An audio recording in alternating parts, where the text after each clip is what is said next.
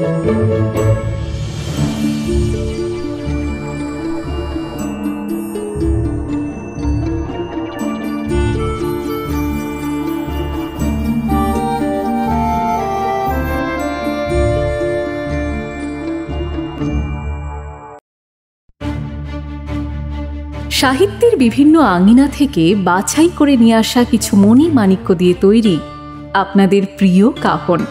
High, আমি অপরূপা। আজ কাহনে শুনবেন শ্রদ্ধেয় সৈয়দ মুস্তাফা সিরাজের কর্নেল সিরিজের কাহিনী প্ল্যানচেট রহস্য অন্তিম পর্ব। প্রথম পর্ব যারা শোনেননি বা মিস করে গেছেন তারা ডেসক্রিপশনের শুরুতে আই বাটনে এবং পিন্ড কমেন্টে প্রথম পর্বের ডিটেলস পেয়ে যাবেন। আর যারা এত কষ্ট করতে চাইছেন না তাদের জন্য ছোট্ট করে রিক্যাপ রইল। তবে শুরু করার আগে সেই বিশেষ অনুরোধ, গল্পটা যদি আপনাদের ভালো লেগে থাকে তাহলে গল্পতে একটা লাইক এবং কাহনে একটা সাবস্ক্রাইব করে আমাদের সাপোর্ট করবেন কাইন্ডলি। শুরু হচ্ছে প্ল্যানচেট রহস্য অন্তিম পর্ব। তবে তারও আগে রিক্যাপ, সাহিত্য দীর্ঘজীবী হোক।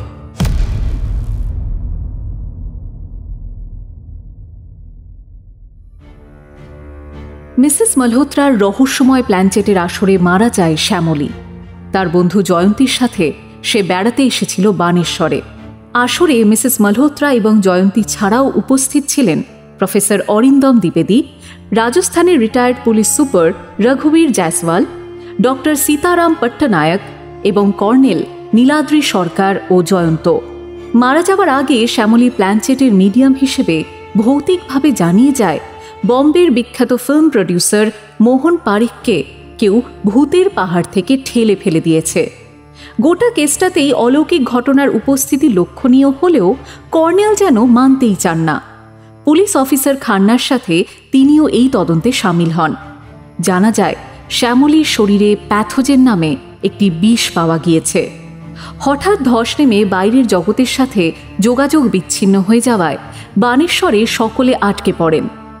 সারদা নদীর যেদিক দিয়ে বর্ডার পেরিয়ে নেপালে পালিয়ে যাওয়া যায় সেখানে হঠাৎ জয়ন্ত ও রঘুবীর জয়সওয়াল দেখতে পেলেন অধ্যাপক দ্বিবেদীকে। উনি কি তাহলে পালিয়ে যেতে চাইছেন?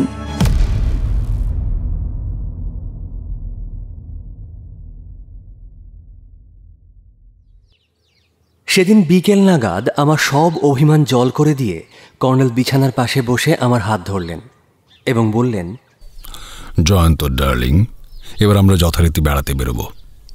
আশা করি এক প্রস্ত চমৎকার স্যুট তুমি পরবে। বাইরে দেখো কি চমৎকার দৃশ্যরাজি। এ বুড়োর মনেও আজ রং ধরেছে। ভালো করে তাকিয়ে দেখি কর্নেল যেন কোনো উৎকৃষ্ট হোটেলে জাঁকালো পার্টিতে চলেছেন। বাটন হলে একটা লাল গোলাপও গুঁজেছেন। অবাক হয়ে বললুম, এর অর্থ কি? ডার্লিং, প্রকৃতির কাছ থেকে তো মানুষ সবকিছু শিখেছে। এমন কিছু দেখাতে পারবে না যার মূল আইডিয়ার জন্য প্রকৃতির কাছে মানুষ ঋণী নয়। সুতরাং যদি তোমার চোখ থাকে এবং মাথার ধূসর পদার্থ বিশেষে কোনো সৌন্দর্য বোধ থাকে, তাহলে দেখবে এই ডিসকমিউনিকেটেড বানেশ্বরের প্রকৃতি সমস্ত ধ্বংসযজ্ঞের পর আবার কি নতুন সাজে সেজেছে। Look, just look.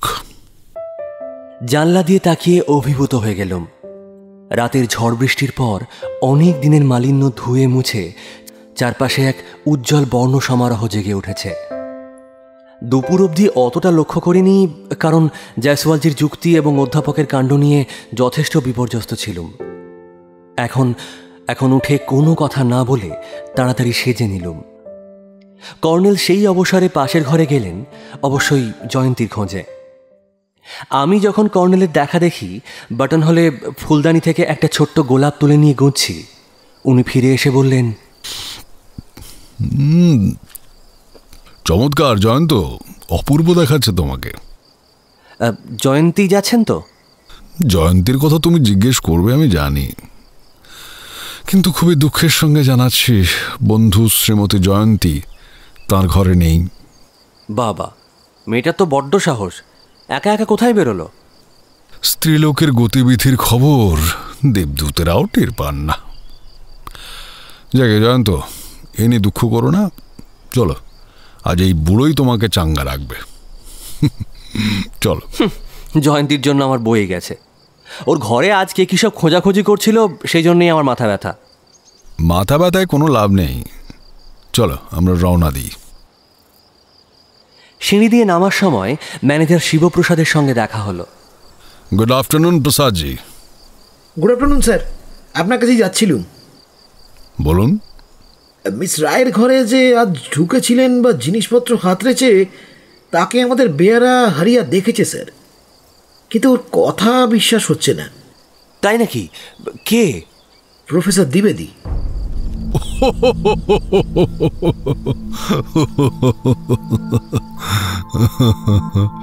আমি হতভম্ব হয়ে গেলাম।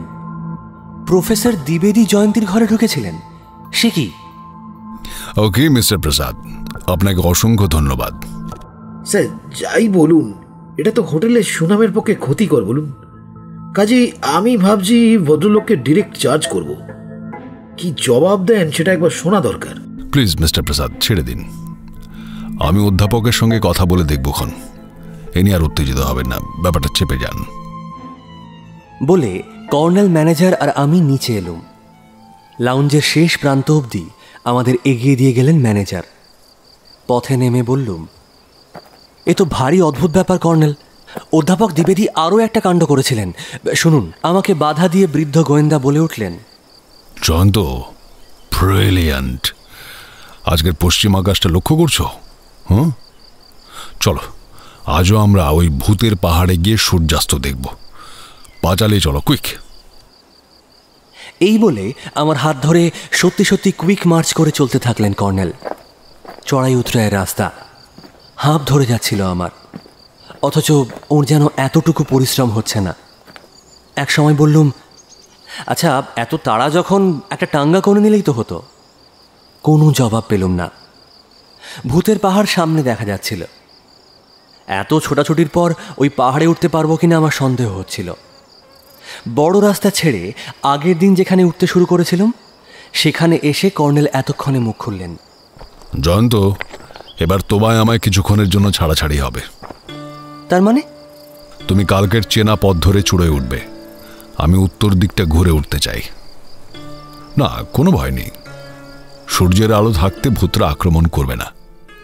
নেহাত যদি করে বসে, আশা করি আত্মরক্ষা করতে পারবে। ওকে? কিন্তু ব্যাপারটা কি? কিছু না, just a game, children's game. দেখো জয়ন্ত, মাঝে মাঝে শিশু হয়ে যাওয়ার মতো নির্মল আনন্দ আর কিছুতে নেই। ওতে বয়স কমে যায়।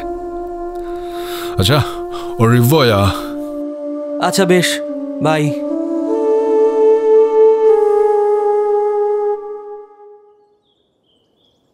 কর্নেল ধীরে সুস্থে পাহাড়ের ঢালু গা বেয়ে উত্তর দিকে এগোলেন। আমি সেই চীনা জায়গাগুলো পেরিয়ে পাহাড়ের পূব গায়ে চড়া শুরু করলুম। ঝর্ণা ডাইনে রেখে বড় বড় গাছগুলোর ভেতর দিয়ে একটু এগোতেই চোখে পড়ল একটা পাথরের আড়ালে কি যেন নড়ে উঠল। অমনি গা শিরশির করে উঠল, হৃৎপিণ্ডে একটা অস্থিরতা জাগল। এই পাহাড়ের নাম যখন ভূতের পাহাড়, তখন নিশ্চয়ই কিছু অদ্ভুত ঘটনা লোকে এখানে ঘটতে দেখেছে। এখন কথা হচ্ছে, পাথরের আড়ালে একটা কিছু নড়তে আমি দেখেছি। কি হতে পারে সেটা? জন্তু জানোয়ার নয় তো? সূর্য পাহাড়ের ওপাশে নেমে গেছে। এপাশটা তাই ইতিমধ্যেই বেশ ছায়া ছায়া হয়ে পড়েছে। তাতে ঘন গাছপালা থাকায় দৃষ্টি বাধা পাচ্ছে। থমকে দাঁড়িয়ে দৃষ্টি তীক্ষ্ণ করলুম। মিনিট খানেক পরে বুঝলুম পাথরের ওপাশে একটা জ্যান্ত কিছু অবশ্যই আছে, এবং সেটা আবার নড়ল। এক মুহূর্ত ইতস্তত করে পকেট থেকে বিপদ আপদের সঙ্গে রিভলভারটা বের করলুম। গুলি ভরা ছিল না, সুতরাং অস্ত্রটা আঘাত হানার জন্য তৈরি করে নিতে বেশ সময় লাগল। অবশ্য অটোমেটিক রিভলভার, পরপর 6 বার গুলি ছোঁড়া যায়। দৈনিক সত্যসেবক পত্রিকার পক্ষ থেকে সেবার এক দুর্দান্ত আন্তর্জাতিক স্মাগলিং চক্র ধরে দেওয়ার পুরস্কার স্বরূপ সরকার আমাকে এই অস্ত্রের লাইসেন্স দিয়েছিলেন। এবার পা টিপে টিপে এগোলুম সেদিকে। জায়গায় জায়গায় পাথর থাকায় বাধা পাচ্ছিলুম। তবে ঢালু বলে উঠতে অসুবিধে হচ্ছিল না। হাত 10 ডাইনে ঘুরে এবার পাথরটার সোজাসুজি পৌঁছলুম। পরক্ষণেই অবাক হয়ে গেলুম, এ যে জয়ন্তী। এত অবাক হলুম যে অন্তত 1 মিনিট হাঁ করে তাকিয়ে রইলুম ওর দিকে। কিন্তু ও কি করছে? সে হেঁট হয়ে একটা কিছু করছে, তার ফলে ও শরীরটা ঝাঁকুনি খাচ্ছে। এই নড়চড়টাই আমার চোখে পড়ছিল বটে। পা টিপে টিপে এগিয়ে গিয়ে দেখি সে এক রাশ নুড়ি পাথর নিয়ে যেন খেলা করছে। এই পাহাড়ের খাঁজ মতো জায়গায় ওই রকম অজস্র নুড়ি পাথর আমি জমে থাকতে দেখেছি। সম্ভবত বৃষ্টির সময় যখন পাহাড়ের গা বেয়ে জল গড়ায়, তখন মাটি ধুয়ে যাবার ফলে ছোট ছোট পাথরের টুকরো নেমে এসে খাঁজগুলোতে আটকে থাকে। যুগ যুগ ধরে এইরকম ঘটে এসেছে এবং বৃষ্টিধারা ও বাতাসের আঘাতে পাথরগুলো মসৃণ হয়ে উঠেছে। কিন্তু এই জনমানসহীন ভুতুড়ে পাহাড়ে একা জয়ন্তী কি ওই ছেলে খেলা করতেই এসেছে? বিশেষ করে প্রেত শক্তিতে তার বদ্ধমূল বিশ্বাস আছে। তাছাড়া তার একমাত্র অন্তরঙ্গ বন্ধু ও সাথী এই দূর প্রবাসে ওইভাবে ভয়ঙ্কর মৃত্যুবরণ করেছে। এত কাণ্ডের পরও কি সাহসে সে এখানে একা এলো? ওকে চমকে দেবার ইচ্ছে ছিল না, তাই জুতোয় সামান্য শব্দ করলুম। কিন্তু সে এত তন্ময় যে তার টেরও পেল না। তখন একটু কেশে উঠলুম। এবার সে সাঁত করে ঘুরল এবং উঠে দাঁড়ালো। পরক্ষণেই তার মুখে অপ্রস্তুত হাসি ফুটে উঠল। সে হাত দুটো ঝাড়তে ঝাড়তে বলল, বাবা, আমি ভাবলাম আমাদের অধ্যাপক দ্বিবেদী। ওর বদলে শ্রীমান জয়ন্ত চৌধুরী। কিন্তু হঠাৎ ওই নিরীহ ভদ্রলোকের কথাই বা ভাবলেন কেন বলুন তো? না না, আমি আসার একটু আগে দূর থেকে ওকে উঠতে দেখেছিলাম তো। আপনার সঙ্গে দেখা হয়নি? না তো। চলুন ওপরে যাই, আজও একবার সূর্যাস্ত দেখা যাক। চলুন। একটু পরেই জয়ন্তী অদ্ভুত কৌশলে আমাকে ছাড়িয়ে কত সহজে অনেকটা ওপরে উঠে গেল। ওর পক্ষে অবশ্য এটা স্বাভাবিক, পাহাড়ে চড়াই ওর দক্ষতা রয়েছে। ওপর থেকে সে ঘুরে ডাকল, জয়ন্ত, তাড়াতাড়ি আসুন, সূর্য ডুবে যাবে তো। চূড়োয় যখন উঠলুম তখন যথারীতি হাঁপাচ্ছি। হাঁপ সামলানোর পর জয়ন্তীর কাছাকাছি এগিয়ে বসে পড়লুম। ওখানে ওখানে কি করছিলেন জয়ন্তী দেবী? ওঠার সময় এত সুন্দর সুন্দর নুড়িগুলো দেখলাম না, অমনি আমার বালিকা সুলভ খেয়াল জেগে উঠল। তাহলে বলবো আপনি নিশ্চয়ই বাল্যজীবনটা গ্রামেই কাটিয়েছেন। হ্যাঁ, ঠিক তাই, একেবারে অজ পাড়াগাঁয়। কিন্তু এই প্রশ্ন কেন? শহরের মেয়েদের বাল্যজীবনে ধুলো পাথর নিয়ে খেলা সম্ভব নয়, তাই বললাম। আপনি গোয়েন্দার উপযুক্ত শিষ্য জয়ন্তবাবু। তা হঠাৎ একা একা বেরিয়ে পড়লেন যে? কর্নেল তো আসবার সময় আপনার ঘরে গিয়ে খুঁজেছিলেন আপনাকে। কর্নেল সাহেব এসেছেন নাকি? কোথায় উনি? এই পাহাড়ের নিচেই দুজনের মধ্যে ছাড়াছাড়ি হয়েছে, তারপর তার খবর আর এই পর্যন্ত পাইনি। আচ্ছা জয়ন্তবাবু, দেখুন তো, ওই যে নিচের খাড়াই পাথরের মাথায় ছোট্ট চাতালে ওই লোকটা কে? ওর নির্দেশ মতো ঝুঁকে দেখি পাহাড়ের পশ্চিম ঢালে খাড়া দেওয়ালের নিচে অন্তত 300 ফুট দূরত্বে জয়সওয়ালজি দাঁড়িয়ে আছেন একা। অবাক হয়ে বললুম, সর্বনাশ, ওখানে কিভাবে পৌঁছলেন ভদ্রলোক? জানেন, ওখানেই না মোহন বাড়িকে কেউ ধাক্কা দিয়ে ফেলে দিয়েছিল। আরও একটু ঝুঁকলে ব্যাপারটা টের পাবেন। কিন্তু সাবধান, মাথা ঘুরে যাবার কিন্তু প্রচণ্ড চান্স আছে। সত্যি মাথা ঘুরে যাবার দশা হলো। সামনে নিয়ে সরে এলুম। বললুম, ওই খাদে পারেকজিকে ফেলে দিয়েছিল, তা আপনি কিভাবে জানলেন? গোয়েন্দা সাহেবের শিষ্য তাহলে আমার দিকে সবসময় কড়া নজর রেখেছেন? বলুন। ছি ছি, কি যে বলেন, জাস্ট একটা কৌতূহল আর কি। কারণ আমিও জানি না যে কোন খাদে পারেকজির বডি পাওয়া গেছে। আজ সকালে যখন আপনি ঘুমোচ্ছিলেন, কর্নেল সাহেবের সঙ্গে আমি ঘুরে বেরিয়েছি, সেটা জানেন কি? তাই বলুন। আমি ভাবলুম। বলুন বলুন। ভাবলেন যে আমি পারেকজিকে ধাক্কা দিয়ে ফেলে দিয়েছিলাম, তাই তো? আপনি তা পারেন জয়ন্তী। পারি মানে? কি বলতে চাইছেন? পারেন। যেমন এই মুহূর্তে মনে হচ্ছে আমাকেও কোনো অতল খাদে ফেলে দিয়েছেন এবং আমিও রক্তাক্ত হয়ে ধুঁকছি। আমার কি অত সাহস বা শক্তি আছে? সামান্য মেয়ে আমি। আর হ্যাঁ শুনুন, আপনি আমাকে গোয়েন্দা শিষ্য দৃশ্য বলবেন না প্লিজ। তবে কি বলবো? মিতা। কেন? কারণ দুজনেরই এক নাম। এই সময় সূর্য ডুবে যাচ্ছিল। সেই রাঙা আলোয় জয়ন্তীকে বড় সুন্দর দেখালো। আরও একটু হঠকারিতায় আমি তাকে মৃদু আকর্ষণ করলুম। জয়ন্তী বাধা দিল না।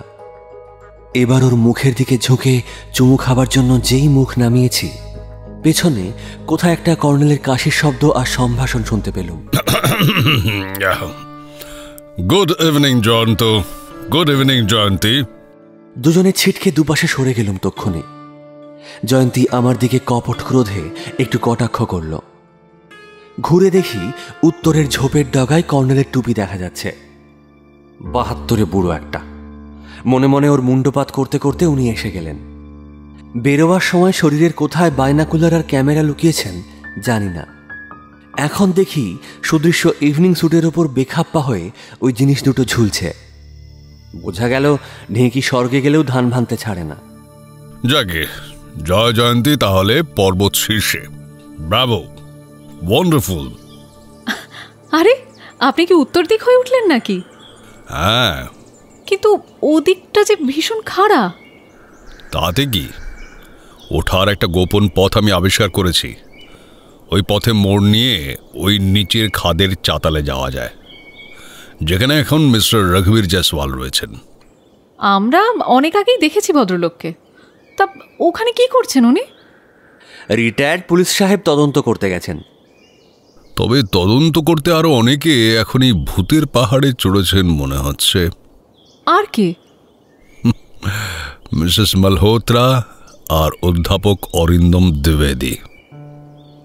ভদ্রমহিলা আছেন একেবারে খাদের তলায়, তাই খালি চোখে ওকে দেখা একটু কঠিন। অধ্যাপক আছেন জয়সওয়ালজির অন্তত 100 ফুট নিচে একটা খোঁদলে। মিসেস মালহোত্রা খাদে কি করছেন? সর্বনাশ! আচ্ছা, অবসেশনের অবস্থায় ওখানে চলে যাননি তো? অধ্যাপক মশাই বা খোঁদলে কি করছেন? প্রত্যেকে ব্যস্ত হয়ে খোঁজাখুঁজি করছেন যে পরপর এই দুটো হত্যাকাণ্ডের পিছনে সত্যি সত্যি কি ব্যাপার আছে। তার মানে মিসেস মালহোত্রাও প্রেতের হাতে মৃত্যু সম্পর্কে নিঃসন্দেহ নন। এছাড়া আর কিছু ব্যাখ্যা দিতে পারছি না জয়ন্ত। যাকে এখন সূর্যাস্তের প্রতি আমাদের দৃষ্টি ফেরানো উচিত নয় কি? দেখো তো, কত পবিত্র, কত মহান এক ঐশ্বরিক প্রকাশ ওই প্রকৃতির রূপ। জয়ন্তী, এখন আমরা কিছুক্ষণের জন্য সব রকম পার্থিব কলুষতা ভুলে যাই। এসো, ওই দিব্য আলোর মধ্যে জীবনের গভীর আনন্দ খুঁজে নিই। বসে থাকতে থাকতে সন্ধ্যার অন্ধকার এসে গেল। ভারতের সমতলে আমরা সূর্যাস্তের পরও বেশ কিছুক্ষণ যে অপূর্ব শান্ত আলো দেখি, অর্থাৎ যাকে বলা হয় গোধূলিকাল, এইসব উঁচু পাহাড়ি এলাকায় তার নাম মাত্র নেই। খুব শিগগিরই রাত্রি এখানে হানা দেয়।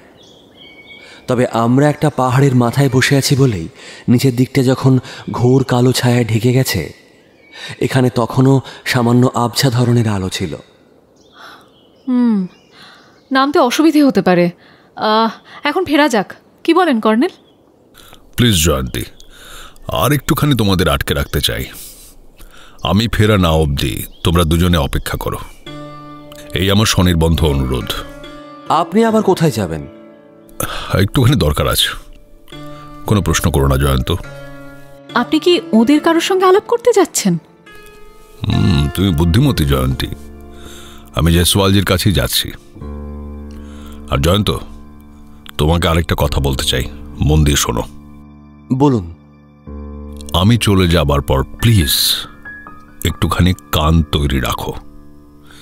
যদি আমার কোনো ডাক শোনো, তক্ষুনি চেঁচিয়ে সাড়া দেবে এবং শব্দ লক্ষ্য করে দৌড়ে যাবে। কেমন? ঠিক আছে। আশা করি তোমার দুটো কানই সম্পূর্ণ সুস্থ জয়ন্ত। হ্যাঁ, নিশ্চয়ই সুস্থ। তবু বলছি, অতিরিক্ত আত্মপ্রত্যয় মানুষকে অনেক সময় ঠকায়। তাই দরকার হলে এই যুবতীটির কানের উপর নির্ভর করবে। জয়ন্তী, তুমি কি বলো? দেখুন কর্নেল, পর্বতাভিযানে তো আমাদের কানই সবসময় বড় সহায়। সামান্য শব্দ থেকেই তো আঁচ করতে হয়, কোথাও ধস ছাড়তে যাচ্ছে কিনা কিংবা তুষার ঝড় আসছে কিনা। এক্সেলেন্ট, এটা আমি ভাবিনি। ওকে, অau revoir। উনি যে পথে উঠে এসেছিলেন, অর্থাৎ উত্তর দিকে, সেদিকেই ঝোপঝাড় ঠেলে দ্রুত অদৃশ্য হলেন। তারপর আমার অস্বস্তি হতে লাগল। কেন অতক্ষণ ধরে কান নিয়ে অত কথা বললেন কর্নেল?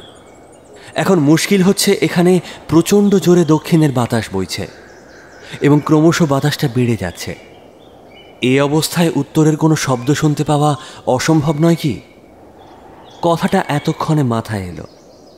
তাছাড়া উনি গেলেন উত্তরের খাড়াইয়ের নিচের দিকে। ওখান থেকে কোনো চিৎকার শোনা যাবে কিনা সন্দেহ আছে। জয়ন্তীকে বললুম। জয়ন্তী বলল, হ্যাঁ তাই তো, চলুন আমরা না আরেকটু এগিয়ে গিয়ে ওই উত্তরের খাড়াইয়ের মাথায় বসে থাকি। দুজনে এগিয়ে গেলুম। এই সময় টের পেলুম বাতাসটা জোর বেড়ে গেছে। সোজা দাঁড়িয়ে থাকা যেমন কঠিন, পা বাড়ানো তাই। আর ঘন ঝোপে ভর্তি জায়গাটা। অস্বস্তি বেড়ে গেল সঙ্গে সঙ্গে। টর্চ আনার কথা মাথায় আসেনি, কিন্তু কর্নেলের কাছেও তো টর্চ আছে বলে মনে হলো না। অবশ্য কর্নেলের কথা আলাদা, উনি এক অলৌকিক প্রাণী বলা চলে। এই সময় আরও মনে হলো এসব পাহাড়ে নাকি অজগর, শঙ্খচূড় বা চন্দ্রপোড়া সাপের খুব উৎপাত রয়েছে।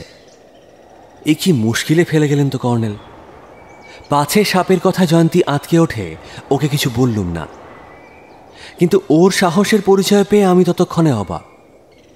দিব্যি রিঙ্গেল ঝোপের মধ্যে ঢুকে গেল জয়ন্তী। এরপর আমরা পাহাড়ি রাস্তা বেয়ে এগোতে লাগলুম। ঠিক সেই সময় বাতাসটা ঘুরে গেল এবং এলোমেলো বইতে লাগল। তারপরেই আমার চোখ গেল পশ্চিমের আকাশে। ওদিকের কয়েক হাজার ফুট উঁচু পাহাড়গুলোর ওপর কিছু আগেও অনেক নক্ষত্র দেখেছি, এখন তাদের একটাও নেই এবং খুবই কালো মেঘের ব্যাপকতা ঘনিয়ে উঠেছে। তারপর আচমকা বিদ্যুৎ ঝিলিক দিতে দেখলাম। সর্বনাশ, কালকের মতো ঝড় উঠবে নির্ঘাত। এই রে, কি হবে? জয়ন্তীর কথা শেষ হওয়ার সঙ্গে সঙ্গেই প্রচণ্ড গর্জন করে উঠল মেঘ। বাতাস একেবারে উল্টো দিকে ঘুরল। দেখতে দেখতে চারপাশের পাহাড়ে ও জঙ্গলে তোলপাড় শুরু হয়ে গেল। মনে হলো লক্ষ লক্ষ হাতি হঠাৎ খেপে গিয়ে দৌড়ে আসছে। আবার ভয়ঙ্কর শব্দে মেঘ ডাকল। থরথর করে যেন কাঁপতে লাগলো এই পাহাড়টা। আর তারপরেই এসে পড়ল ঝড়। সেই ভয়াবহ তাণ্ডবের বর্ণনা দেওয়ার সাধ্য আমার নেই। দুজনে দুজনকে শক্ত করে ধরে বসে আছি, তা না হলে ছিটকে পড়বো বলে মনে হচ্ছে। জয়ন্ত, আমাদের এখন এখান থেকে নেমে যাওয়া দরকার। বৃষ্টি শুরু হলেই কিন্তু এখানে ধস নামার প্রবল সম্ভাবনা। বুড়োর পাল্লায় পড়ে বেঘরে প্রাণটা যাবে দেখছি। এখন কি করা যায় বুঝতেও তো পারছি না। ওকে বরং চেঁচিয়ে ডাকি, কি বলো? হ্যাঁ, তাছাড়া তো আর কোনো উপায় নেই। আচ্ছা বলছি যে, সারা যদি পাও বলে দাও যে আমরা নেমে যাচ্ছি। ডাকবার জন্য মুখের কাছে হাত তুলে চোখ বানিয়েছি, অমনি সে এক অদ্ভুত আর অমানুষিক আওয়াজ শুনতে পেলুম। সঙ্গে সঙ্গে শরীরের রক্ত হিম হয়ে গেল।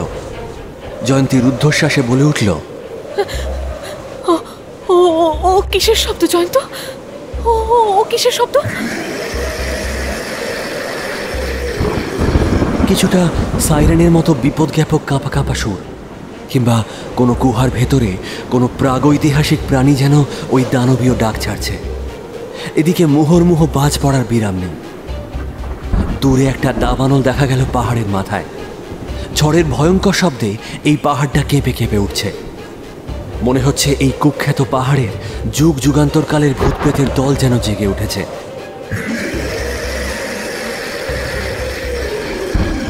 তারা দল বেঁধে অমানসিক কণ্ঠে গর্জন করছে। আর এক মুহূর্ত এখানে নয়। গোল্লাই যাক বুড়ো! জয়ন্তী, ওঠো ওঠো, কুইক! জয়ন্তী উঠে পড়ল।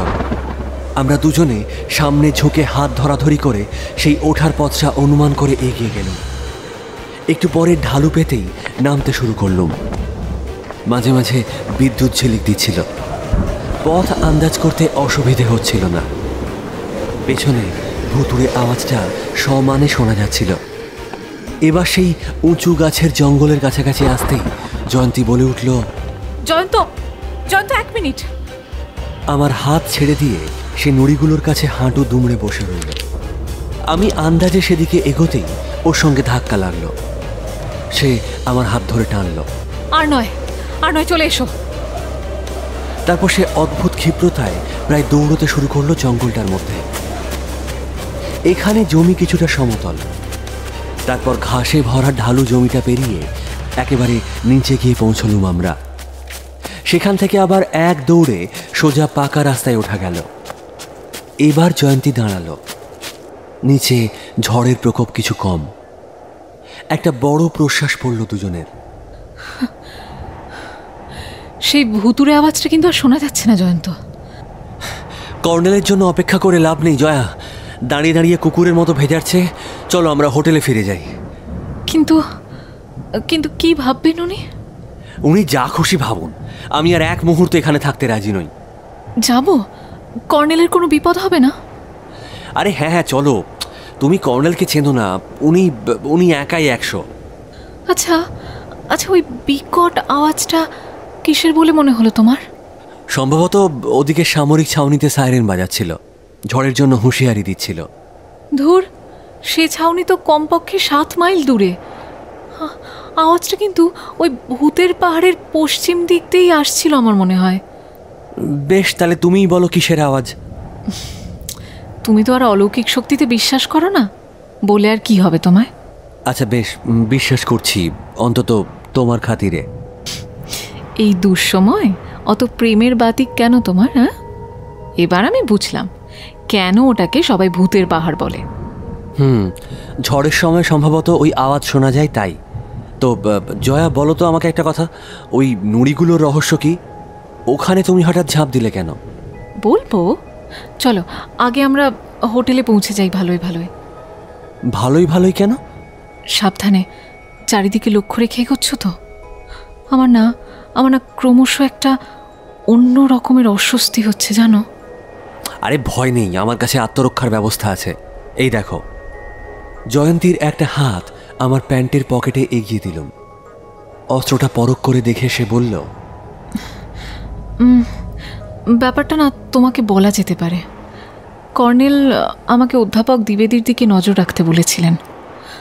আজ ওই দুপুর 3:30 নাগাদ আমি না ওকে বেরোতে দেখে ওর পিছু নিলাম। দেখি উনি ওই ভূতের পাহাড়ের দিকে এগিয়ে চলেছেন। আমি নিচের একটা বাঁকে গাছের আড়াল থেকে দেখলাম পাহাড়ের গায়ে বড় গাছের জঙ্গলটার ভেতর থেকে বেরিয়ে উনি সেই খাঁজটার কাছে চলে গেলেন। তখন আমিও পাহাড়ে চড়া শুরু করলাম। এসব পাহাড় আমার কাছে হাতের চেটোর মতো। 2-3 মিনিটে জঙ্গলের শেষ দিকটায় গিয়ে উঁকি মেরে দেখি অধ্যাপক না ওই নুড়িগুলো ঘাঁটছেন। একটু পরে যেন উনি না ওই হাত ঝাড়তে ঝাড়তে চলে গেলেন। পাথরের আড়ালে আমি লুকিয়ে গেলাম ঠিকই, দেখলাম উনি ঝর্ণার দিকে চলে গেলেন, ওই ঠিক উত্তর দিকটায়। তখন আমি বেশ কিছুক্ষণ অপেক্ষা করার পর ওই নুড়িগুলোর কাছে গেলাম। খাঁজের গর্তে এক গাদা নুড়ি জমে রয়েছে। ব্যাপারটা না আমি ঠিক বুঝতে পারলাম না। আর আমি যেটা করলাম, আমি না ওই নুড়িগুলো সব সরিয়ে দিলাম। আর তখনই তুমি গিয়ে হাজির হলে। যাই হোক, ততক্ষণে রহস্যটা ধরা পড়েছে। অধ্যাপক না একটা খাম লুকিয়ে রেখে গেলেন, আর তুমি এসে পড়ায় খামটার নেওয়া হলো না। তুমি তো অদ্ভুত জয়া, আমাকে অবিশ্বাস করলে। আশ্চর্য তো। আমি বিশ্বাস করো, এত ভেবে কিছু করিনি। আমি এমন হতভম্ব হয়ে পড়েছিলাম যে কর্নেলকে জানানোর আগে কাউকে বলা ঠিক হবে কিনা ভেবে পাইনি। আচ্ছা শোনো না, আমি এখন তো বললাম, বলো। খামটা ফেরার পথে নিয়ে এলে তাহলে? কই দেখি। এখানে নয়, হোটেলে ফিরে দেখাবো। জাস্ট একবার ছুঁয়ে আঁচ করে দেখি না কি আছে। একটা হালকা খাম, চিঠিফিটি আছে হয়তো। জয়া, একবার প্লিজ ছুঁতে দাও। কই, কোথায় রেখেছ? আরে আমার কত লাগছে। আরে কোথায় রেখেছ বলো না বাবা। বুকে। মেয়েরা যেখানে গোপনীয় জিনিস রাখে। জেদের বসে জোর করে চিঠিটা নিতে যাচ্ছি, আচমকা পেছনে কর্নেলের গম্ভীর আওয়াজ। জয়ন্ত, অসভ্যতা করে না। হঠাৎ ওই আওয়াজ শুনেই ছিটকে সরে দাঁড়িয়েছিলাম। শিগগির খামটা দাও, তুমি বড্ড অসাবধানী। আরে কর্নেল। হ্যাঁ, খামটা দাও। আর দেখো বৃষ্টি আসে, তিনজনে এবার দৌড়তে শুরু করি, চলো। হ্যাঁ, ঝড়টা কমে এসেছে। কালকের মতো ভয়ঙ্কর ঝড় আজ আর হলো না, কিন্তু বৃষ্টির গন্ধ ভেসে আসছে বাতাসে। আমরা তিনজনে জোর কদমে হোটেলের দিকে এগোলুম। লাউঞ্জে ডক্টর সীতানাথ পট্টনায়ক আর মিস্টার খান্না বসেছিলেন। মিস্টার খান্না বললেন, আসুন আসুন, কতক্ষণ থেকে অপেক্ষা করছি আপনার। তাই বুঝি? এক মিনিট, আমি তরুণ বন্ধু দুটিকে বিদায় দিয়ে এক্ষুনি আসছি। ঘরে এসে আমি ও জয়ন্তী ক্লান্তভাবে বসে পড়লুম। বাইরে তখন জোর বৃষ্টি শুরু হয়েছে। আবার আমি কিছুক্ষণের জন্য বিদায় নিচ্ছি। অ রিভোয়ার, তোমাদের সময় আনন্দময় হোক। উনি বেরিয়ে গেলে জয়ন্তী আমার দিকে তাকালো, আমিও তাকালুম ওর দিকে। দুজনেই খামটার কথা ভাবছি, তাতে কোনো ভুল নেই। একটু পরে দুজনেরই একসঙ্গে ফোঁস করে দুটো দীর্ঘশ্বাস পড়ল। কফি বলে দাও জয়ন্ত, বড্ড ক্লান্ত। সে রাতে জয়ন্তী আর আমি ঘরে বসেই ডিনার খেলুম। তারপর 10টা বাজল, 12টা বাজল, তখনও কর্নেলের পাত্তা নেই। শুয়ে পড়েছিলাম। তারপর কখন কর্নেল ফিরেছেন ঘড়ি দেখিনি। প্রায় ঘুমের ঘোরে দরজা খুলে এবং তক্ষুনি টলতে টলতে ফের বিছানায় গড়িয়ে পড়েছি। কর্নেল, আমার অনুমান, জয়ন্তীর ব্যাগ থেকে ওর ঘরের চাবি নিয়ে বেরিয়ে গেছেন এবং বাইরে থেকে আমাদের ঘরটা লক করে দিয়েছেন।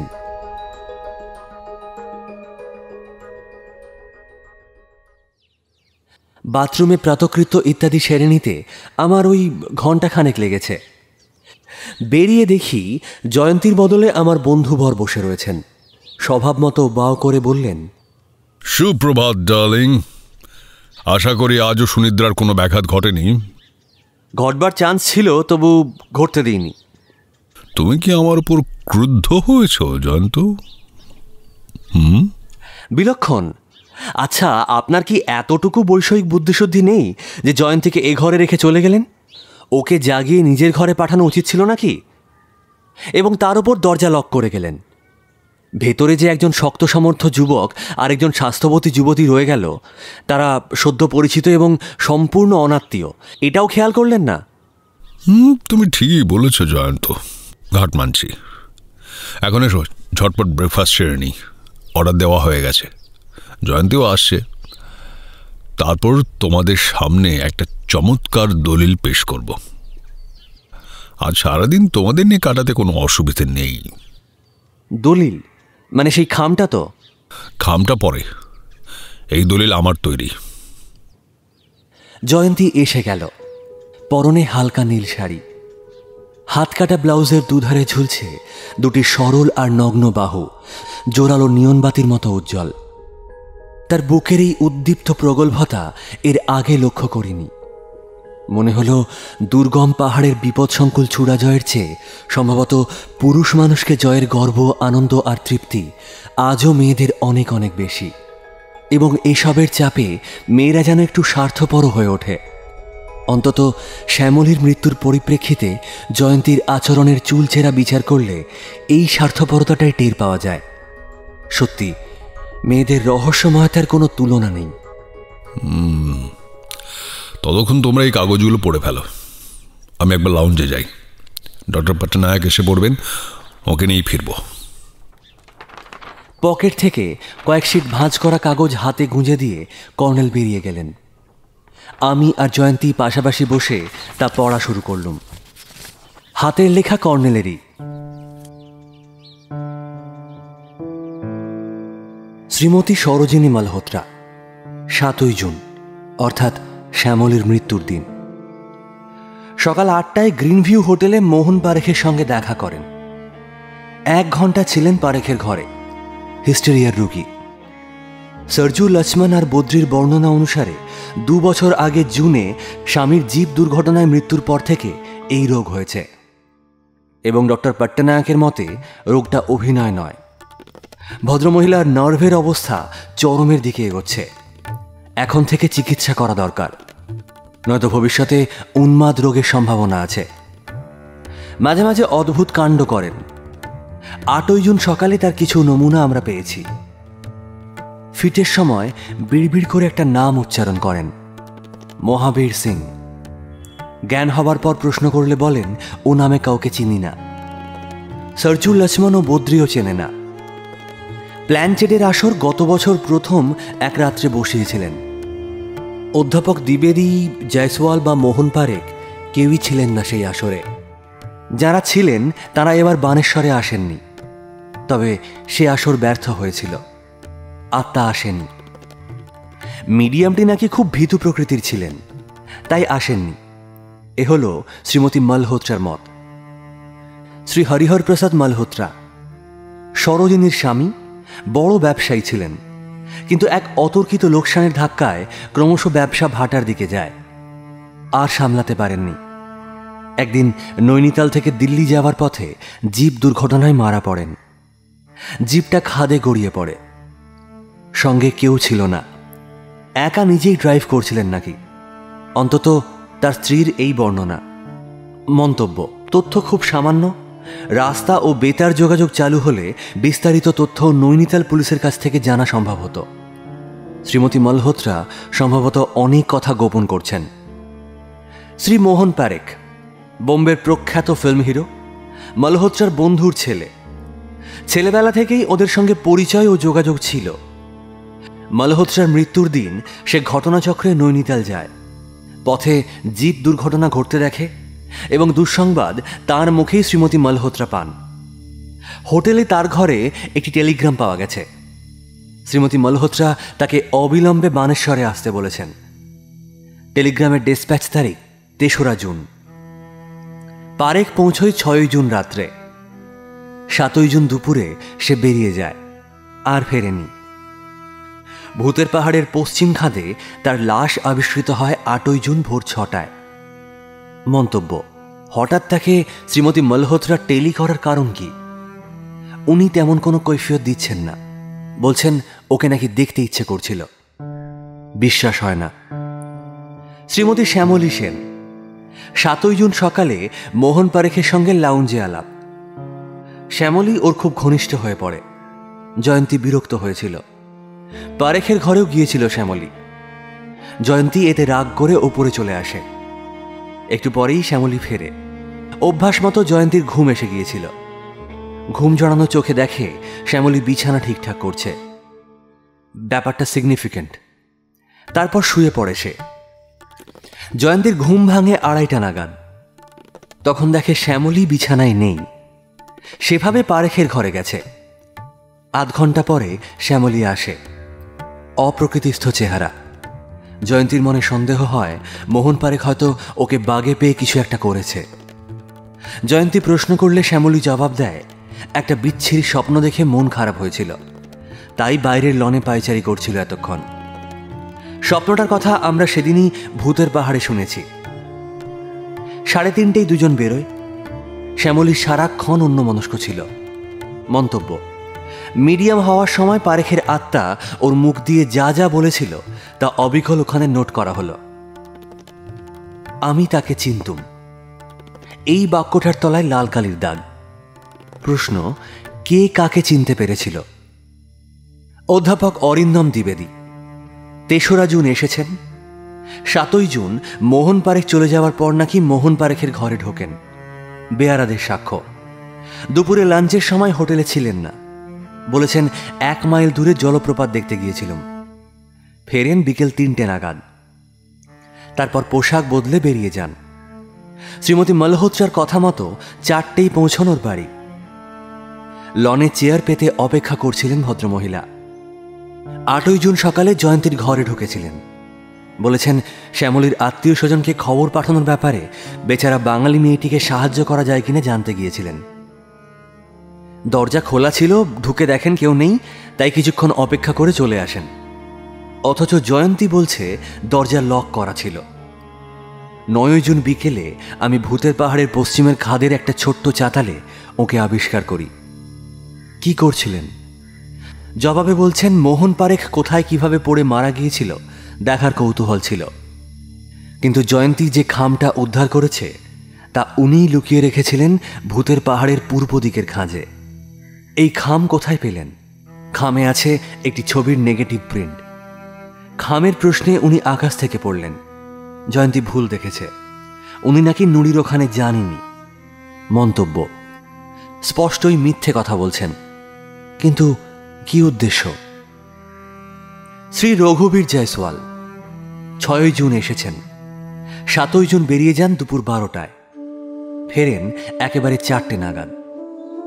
4:30 যান মালহোত্রা ভবনে। মোহন পারেখের সঙ্গে পরিচয় নেই কসুইনকালে।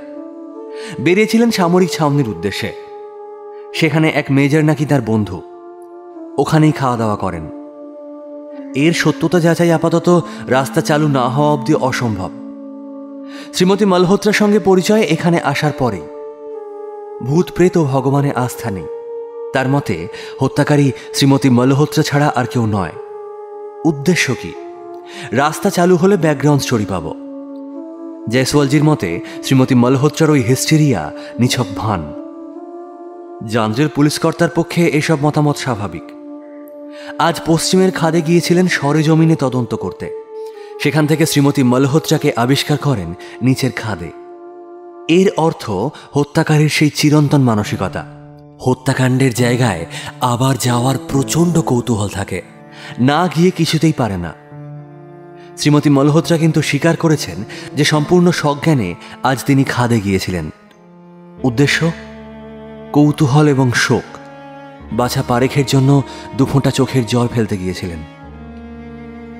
শ্রী জয়ন্ত চৌধুরী ঘটনার সময় অর্থাৎ 7 জুন রাত্রে প্ল্যানচেটের আসরে ঘর অন্ধকার হওয়ার পর সে চেয়ার ছেড়ে উঠেছিল কি? বলেছে উঠিনি, অথচ আমার ধারণা সে উঠেছিল এবং শ্যামলের দিকে এগোচ্ছিল। আমার হাতে এর খসখসে কোটের ছোঁয়া লেগেছিল। খামচে ধরতে যাচ্ছি, নিঃশব্দে পাশ কাটিয়ে এলো, কারণ টের পেয়েছিল যে আমি অন্ধকারেও সজাগ ও সতর্ক রয়েছি। মন্তব্য: ওরকম খসখসে কোট কারো গায়ে ছিল না তখন। কি খুদে গোয়েন্দা মশাই, ব্যাপারটা কি একটু খুলে বলো তো? সব ভুল। কর্নেলির ভুল হবে বলতে চাও? আলবাত হবে, উনি তো দেবতা নন।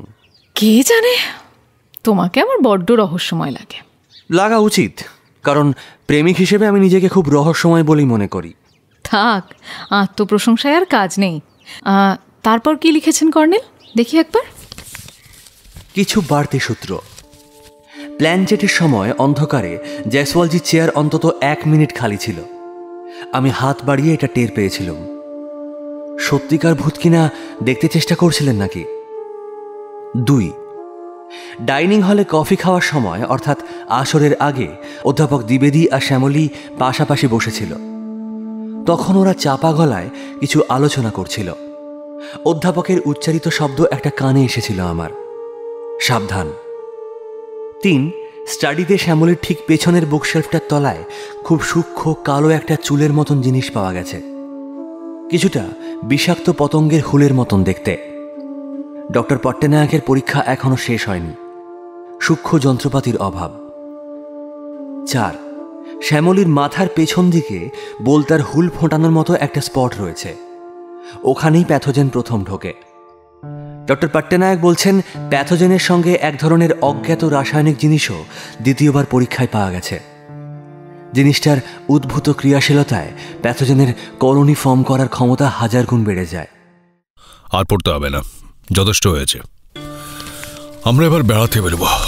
চলো ওঠো তোমরা, নিচে ডক্টর পট্টনায়ক অপেক্ষা করছেন। এই যে আমার নামে ওসব কি লিখেছেন শুনি? এখন কোনো কথা নয়, চলো বেরিয়ে পড়া যাক।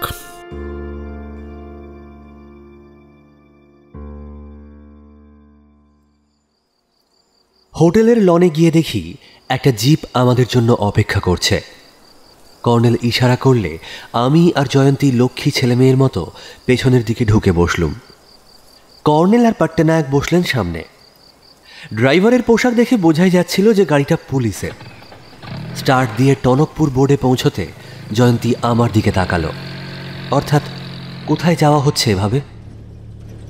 মাথা নাড়লুম, কে জানে। তবে জমের বাড়ি যে নয় তা নিশ্চিত। গত পরশু রাতের ভয়ঙ্কর দুর্যোগে বানেশ্বর যদি সত্যিই বিচ্ছিন্ন হয়ে থাকে, তাহলে তার সব রাস্তারই গড় দূরত্ব নিশ্চয়ই কমে গেছে। টনকপুর রোডের কোথায় ধস ছেড়েছে জানি না, তবে জিপের গতি দেখে মনে হলো খানিকটা দূরেই হবে। মাইল খানেক গোলকধাঁধায় যাওয়ার পর একটা অনন্ত 1000-5 ফুট উঁচু পাহাড়ের গায়ে গাড়ি উঠল। তারপর ফের এক চুলের কাঁটার মতন বাঁকের কাছে গিয়ে থেমে গেল। ডাইনে খাড়া পাথরের দেওয়াল, বাঁয়ে অতল খাদ। তাকিয়ে গা শিরশির করে উঠল। তাহলে নেমে পড়া যাক। সবাই নামলুম। জিপটা যেখানে ব্রেক কষেছিল সেখানে বাঁয়ে খাদের ওপর রাস্তার কিনারা ঘেঁষে দাঁড়িয়ে রয়েছে একটা প্রকাণ্ড হলুদ গাছ। কাজেই ছায়া ছিল। কর্নেল আমার ও জয়ন্তীর হাত ধরে সস্নেহে বললেন, ডক্টর পট্টনায়ক, চলে আসুন। বাঁকের ওপরে কয়েক গজ এগিয়ে থমকে দাঁড়ালুম সবাই। এই ভয়ঙ্কর ধসের চেহারা কল্পনা করতে পারিনি। বনেদি এই হাইওয়েটা হঠাৎ কেউ যেন পাহাড়ের গা থেকে ধারালো কোনো অস্ত্রে চেঁচে সাফ করে ফেলেছে, ঠিক দাড়ি কামানোর মতো। ওপারে রাস্তাটা দেখা যাচ্ছে অন্তত 60 মাইল দূরে। নিচে বয়ে চলেছে একটা প্রবল জলস্রোত। উত্তর থেকে এসে ধসের খাদ ঘুরে একটা প্রকাণ্ড শাখা পথ তৈরি করে ফেলেছে সে। অজস্র গাছ উপড়ে পড়ে রয়েছে ইতস্তত। ধ্বংসের এই দৃশ্য বিস্ময় এনেছিল প্রত্যেকেরই চোখে। একটু পরেই ঠাহর হলো, মানুষ তাই বলে ভড়কে যাবার মতো প্রাণী নয়। ওপারে অসংখ্য লোক রাস্তাটা আবার গড়ে তুলতে চেষ্টা করছে। পোশাক দেখে বোঝা গেল ওরা সামরিক বাহিনীর লোক। অনেকগুলো এক্সকাভেটর, ডোজার, ক্রেনও দেখতে পেলুম। দেখলে তো জয়ন্ত, অন্তত 15 দিনের আগে এখান থেকে বেরোনো যাবে না। তবে যদি অন্য ব্যবস্থা হয়ে যায় ইতিমধ্যে তো মঙ্গল। সর্বনাশ! তাহলে কি হবে? খুব সম্ভব হেলিকপ্টার নাম্বার জায়গা আজই করে ফেলবেন বানেশ্বর কর্তৃপক্ষ। গতকাল থেকে মিলিটারি হেলিকপ্টার খুব ঘোরাঘুরি করছে, নামতে পারছে না। বানেশ্বর ইস্টের এয়ার স্ট্রিপটা সারদা নদী পুরো খেয়ে ফেলেছে। ওখানেই একটা পাহাড়ের মাথায় গাছপালা সাফ করা হচ্ছে। যাকে এবার আমরা নির্দিষ্ট জায়গায় যাব। ডক্টর পট্টনায়ক, আপনিও তো পথ চেনেন, আপনি লিড নিন। খাদের দিকে রাস্তার কিনারায় একটা 7-8 ফুট উঁচু পাথর রয়েছে। ডক্টর পট্টনায়ক পাথরটার কাছে গিয়ে হঠাৎ এক লাফ দিলেন। তারপরেই উনি অদৃশ্য। আমি হতবুদ্ধি হয়ে ইতস্তত করছি দেখে কর্নেল পেছন থেকে আমাকে ঠেলে দিলেন। প্রথমে ভড়কে গিয়েছিলুম, কিন্তু পড়ে গিয়ে দেখি একটা মোটামুটি চওড়া জায়গায় দাঁড়িয়ে রয়েছি। ফুট 4 নিচে একটা চাতাল। তারপর পাথরের চাই ধাপে ধাপে নেমে গেছে গভীর খাদটার দিকে। লাফিয়ে লাফিয়ে নামা শুরু হলো। আন্দাজ 100 ফুট নামার পর দেখি ডক্টর পট্টনায়ক একটা গুহার সামনে দাঁড়িয়ে আছেন। আমার পরে নামলো জয়ন্তী, তারপর কর্নেল। ডক্টর পট্টনায়ক পকেট থেকে একটা টর্চ বের করে বললেন, সাবধানে সাবধানে আমাকে অনুসরণ করুন সবাই। গুহার দরজাটা ফুট 5 উঁচু, চওড়াই ওই ফুট 3-3.5 হবে। অস্বস্তি হলো একটু। ঘুরে কর্নেলের দিকে তাকালুম। কর্নেল ইশারা করলেন এগিয়ে যেতে। এই সময় লক্ষ্য করলুম গুহার দরজার কালো স্লেট পাথরে অজস্র নাম সই করা রয়েছে। সব দ্রষ্টব্য পুরনো জায়গাতেই এমন কাণ্ড চোখে পড়ে। যারা বেড়াতে যায় তারাই নাম লিখে রেখে আসে। কাজেই এই গুহাটা অনাবিষ্কৃত রহস্যময় কোনো গুহা নয়। তবে দুধারে ঝোপঝাড়, গাছপালা কিছু ছিল। ঝড় বৃষ্টিতে ধস নেমে সেগুলো সাফ হয়ে গেছে। আর মাটি বলতে যা কিছু ছিল সেদিন রাতেই প্রকৃতি সব ধুয়ে মুছে ফেলেছে। কাজেই মাটির সন্তান ওই উদ্ভিদও মাটির অনুগামী হতে বাধ্য হয়েছে। আষ্টে গন্ধ সব গুহাতেই পাওয়া যায়। নাকে রুমাল দিয়ে এগোলুম। মাথা নিচু করে যেতে হচ্ছিল। ভেতরটা প্রচণ্ড অন্ধকার, দম আটকে আসছিল। এবার বাঁয়ে ঘুরতে হবে। মোড় নিতেই মনে হলো এবার একটা চওড়া জায়গায় এসে পড়েছি। ডক্টর পট্টনায়ক চারদিকে আলো ফেলছিলেন। ঠিক তাই, ছাদটা অন্তত ফুট 9 ওপরে, আর ভেতরটা কমপক্ষে 15 ফুট চওড়া। টুকরো কাগজ, বাদামের খোসা, চকলেটের প্যাকেট আর একটা ছেঁড়া খোঁড়া কম্বলও পড়ে থাকতে দেখলুম টর্চের আলোয়।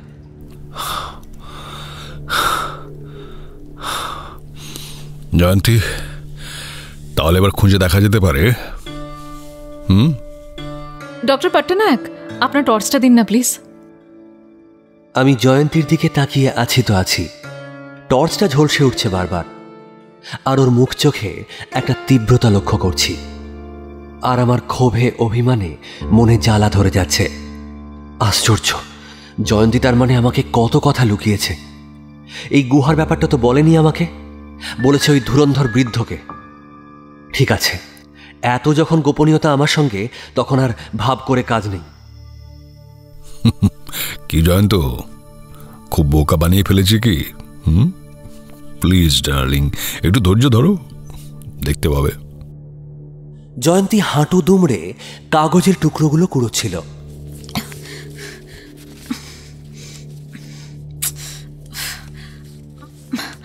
আর কি পাবো খুঁজে? 6 তারিখ দুপুরের ব্যাপার, আর আজ তো 9 তারিখ, 3 দিন হয়ে গেছে। পেয়ে গেছি, এই তো কর্নেল, এই যে। তারপর দলা পাকানো এক টুকরো কাগজ কুড়িয়ে কর্নেলের দিকে হাত বাড়ালো। কর্নেল সেটা নিয়ে পকেটে পুরলেন। গ্রেট, তাহলে ফেরা যাক। ডক্টর পট্টনায়ক, আপনি আগে, তারপর জয়ন্ত, তার পিছনে জয়ন্তী, শেষে আমি। কিন্তু চওড়া জায়গা থেকে সরু সুড়ঙ্গে পৌঁছে দেখি আমি আবার পেছনে। আমার আগে জয়ন্তী, তার আগে কর্নেল, এবং ডক্টর পট্টনায়ক সবার আগে। তারপরেই ডক্টর পট্টনায়ক বিরক্তিসূচকভাবে ঘোষণা করলেন তার টর্চ নাকি বিগড়ে গেছে। হঠাৎ সব অন্ধকার। জয়ন্তীকে ছুঁয়ে আন্দাজ করে পা বাড়াচ্ছিলাম, দম আটকে যাচ্ছিল আবার। আগে জানলে কখনো ঢুকতুম না এখানে। তারপরেই মনে হলো হাত বাড়িয়ে জয়ন্তীকে আর পাচ্ছি না। আসার সময় বাঁ দিকে বেঁকে গিয়েছিল সুড়ঙ্গ, এবার তাহলে ডাইনে ঘুরতে হবে। ভাবলুম ওদের ডাকি, কিন্তু পাছে ওরা ভাবেন যে ভয় পেয়ে গেছি, আঁতে ঘা লাগলো। তাই সাহস করে ডাইনের দেওয়ালে হাত রেখে এগোলুম। মনে হচ্ছিল আমি যেন কিছুটা পিছিয়ে পড়েছি। ওদের পায়ের শব্দ আবছা শোনা যাচ্ছে। এই সময় আমার মনে হলো ডাইনে পথটা ঘুরেছে। যেই ঘুরতে গেছি অমনি টের পেলুম কি একটা আমার কোটের পকেটে ঢুকেছে। আতকে উঠে চেঁচালুম, কর্নেল, কর্নেল! ভেবেছিলুম নির্ঘাত পাহাড়ি গুহার অজগর ছাড়া কিছু নয়, কিন্তু আশ্চর্য, সেই জিনিসটা সঙ্গে সঙ্গে পকেট থেকে বেরিয়ে অন্ধকারে অদৃশ্য হয়ে গেল। আরও অবাক কাণ্ড, কর্নেলের সাড়া পেলুম না। তখন আমার অবস্থা শোচনীয়। হাত পা থরথর করে কাঁপছে, শরীরহীন, গলা শুকনো কাঠ হয়ে গেছে। আবার চেঁচিয়ে উঠলুম, কর্নেল, ডক্টর পট্টনায়ক, জয়ন্তী! আমি ভয় পেয়ে দ্রুত এগিয়ে যেতে লাগলুম। ঠিক তখনই বের হওয়ার রাস্তা খুঁজে পেলুম। বাইরে বেরিয়ে দেখি সবাই আরাম করে গাছের নিচে বসে আছে। আমাকে দেখে মুচকি হাসছে। এসব দেখে রাগ আরও বেড়ে গেল। কর্নেল বললেন, কি হয়েছিল কি বলতো? হ্যাঁ, দেরি হলো কেন? অনেক কিছুই। প্রথমত আপনি ঘোষণা করলেন যে সবার পেছনে থাকবেন, অথচ পরে দেখি আমাকে কনুইয়ের গুঁতো মেরে পেছনে ঢেলে দিলেন। দ্বিতীয়ত ডক্টর পট্টনায়কের টর্চ আচমকা বিগড়ানোর ব্যাপারটা তো অবিশ্বাস্য লাগছে। আপনাদের একটা ষড়যন্ত্র ছিল এর পেছনে, আমাকে নিয়ে মজা করতে চেয়েছিলেন। বলুন তো এটা আমার জন্য অপমানজনক কিনা? এরপরেও আপনাদের সঙ্গে কি ঘোরা উচিত আমার? আরে ছি ছি, ও কথা বলো না জয়ন্ত। চেঁচিয়ে উঠেছিলেন কেন জয়ন্তবাবু? দেখুন ডক্টর পট্টনায়ক, এই গুহার মধ্যে একটা অজগর টজগর আছে, এতে কোনো ভুল নেই। অজগর? হ্যাঁ, তাছাড়া আর কি হতে পারে? আমার কোটের পকেটে মুখ ঢুকিয়ে দিয়েছিল সাপটা।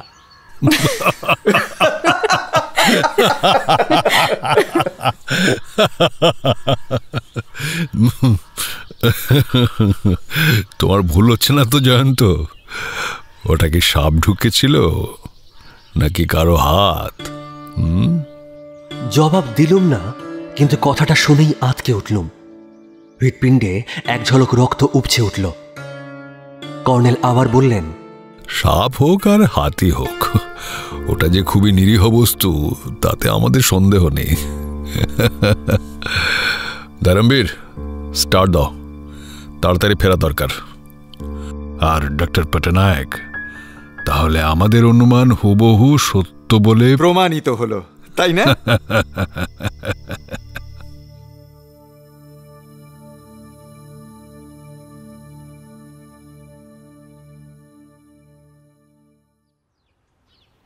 লাঞ্চের পর হোটেলের বাইরের লনে গাছের ছায়ায় দাঁড়িয়ে আগাগোড়া সবটা ভাবছিলুম।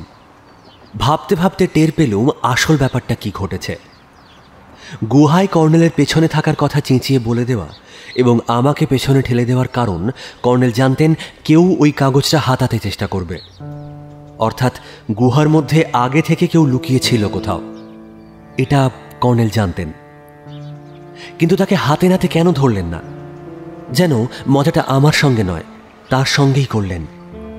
সুতরাং একটা ব্যাপার এতে স্পষ্ট, এই গুপ্ত লোকটিকে কর্নেল হাতে নাতে ধরতে চান না, স্বভাব মতো তার সঙ্গে লুকোচুরি খেলতে চান। কিন্তু দুটো তীব্র প্রশ্ন সামনে ভেসে এলো। এক, সেই কি শ্যামলী ও পারেখের হত্যাকারী? দুই, ওই কাগজে কি আছে? প্রথম প্রশ্নটার দিকে আলাদা করে তাকাতে গিয়ে রক্তে যেন খিল ধরে গেল। ওরে বাবা, তাহলে তো সে অনায়াসে আমাকেও খুন করতে পারত, ঠিক যেভাবে শ্যামলীকে খুন করেছে। অথচ কর্নেল বলছেন যে সেই হাতটা নাকি খুবই নিরীহ বস্তু। কেন? কি ছোট গোয়েন্দা মশাই, মনে মনে ঝাল ঝাড়া হচ্ছে কারোর ওপর, তাই না? বয়েই গেছে, সিগারেট খাচ্ছি দেখতে পাচ্ছ না? তাছাড়া যা গরম পড়েছে, এই তো হাওয়া নিচ্ছি গায়ে। বুঝতে পারছি, তুমি আমার ওপর ভীষণ রেগে আছো। কিন্তু জয়ন্ত, কর্নেলের আদেশের অবাধ্য হবার ক্ষমতা তো আমার ছিল না, বলো? আমাকে ভুল বুঝো না। হ্যাঁ ঠিক আছে, আমি তো অবাধ্য হতে বলিনি কাউকে। কিন্তু এই চমৎকার পরিবেশে তোমার মুখোমুখি দাঁড়িয়ে এখন অবাধ্য হতে ভীষণ ইচ্ছে করছে। এবার অনায়াসে জবাব দেব। প্রশ্ন করো। ওই কাগজটার কি ব্যাপার? ব্যাপারটা সত্যি বড্ড অদ্ভুত, তবে প্রথমে অতটা বুঝতে পারিনি, তাই গুরুত্ব দিইনি এবং ভুলেও গেছিলাম। 6 তারিখে আমি আর শ্যামলী ওই গুহা দেখতে গেছিলাম। আরও অনেক ট্যুরিস্ট ছিল ওখানে, বেশ ভিড় ছিল। অনেকে মোমবাতি হাতে নিয়ে ঢুকেছিল, তাই আলোর অভাব ছিল না। গুহার গায়ে আশ্চর্য সুন্দর সব ছবি আছে, অজন্তার মতো ফ্রেস্কো ছবি। তারপর কি হলো বলি শোনো। ভিড়ের মধ্যে কে যেন শ্যামলীর হাতে একটা ভাঁজ করা কাগজ গুঁজে দিল। আমি দেখিনি, কিন্তু পরে শ্যামলীই বলল সে কথা। তখন দুজনে সেই অল্প আলোয় কাগজটা খুব করে পড়ার চেষ্টা করলাম। মোমের আলোগুলো নড়াচড়া করছিল, সেই ভাগে যতটা পড়া সম্ভব হয় পড়লাম। লেখা ছিল, মোহন পারেখ আসছে, সে একজন সাংঘাতিক লম্পট, ওর সঙ্গে মিশলে বিপদে পড়বেন, সাবধান। আমরা তো অবাক। শ্যামলী বরাবর নির্বিকার নির্লিপ্ত থাকতে চায়, কিছু গ্রাহ্য করা ওর স্বভাব নয়। দলাপাকে কাগজটা ফেলে দিয়েছিল। তারপর ও নিয়ে আমরা বিশেষ আলোচনা করিনি, ভুলেই গেছিলাম বলতে পারো। আমাকে বললে জানি না কোন মহাভারত অশুদ্ধ হয়ে যেত। কর্নেল তো নিষেধ করেছিলেন বলতে, বলেছিলেন জয়ন্তকে নিয়ে একটু মজা করতে চাই। চলো এবার ঘরে যাওয়া যাক, কি ঠান্ডা হাওয়া দিচ্ছে এখানটায়। হ্যাঁ ঠিক আছে, তুমি নিজের ঘরে যাও তো। তাড়িয়ে দিচ্ছ তো? তা কি আর পারি, কিন্তু একটা কথা, তুমি যেভাবে দিবানিদ্রার প্রতি আসক্ত, তাতে তোমার যে ভুঁড়ি ও চর্বি হয়ে যাবে জয়া, তখন আর পাহাড়ে চড়তে পারবে তো? শ্যামলী নেই, আমার আর পাহাড়ে চড়া হবে না জয়ন্ত। আচ্ছা ঠিক আছে বাবা, এবার বরং লক্ষ্মী মেয়েদের মতো বাঙালি মেয়েদের ভঙ্গিতে স্রেফ কুলবধূ হয়ে যাওয়ার চেষ্টা করো, কেমন? বধূ হই আর যা হই, তুমি কিন্তু বেশি আশা করে বসো না। কারণ আশা অনেক সময় শুধু ছলনাতেই ফুরিয়ে যায়।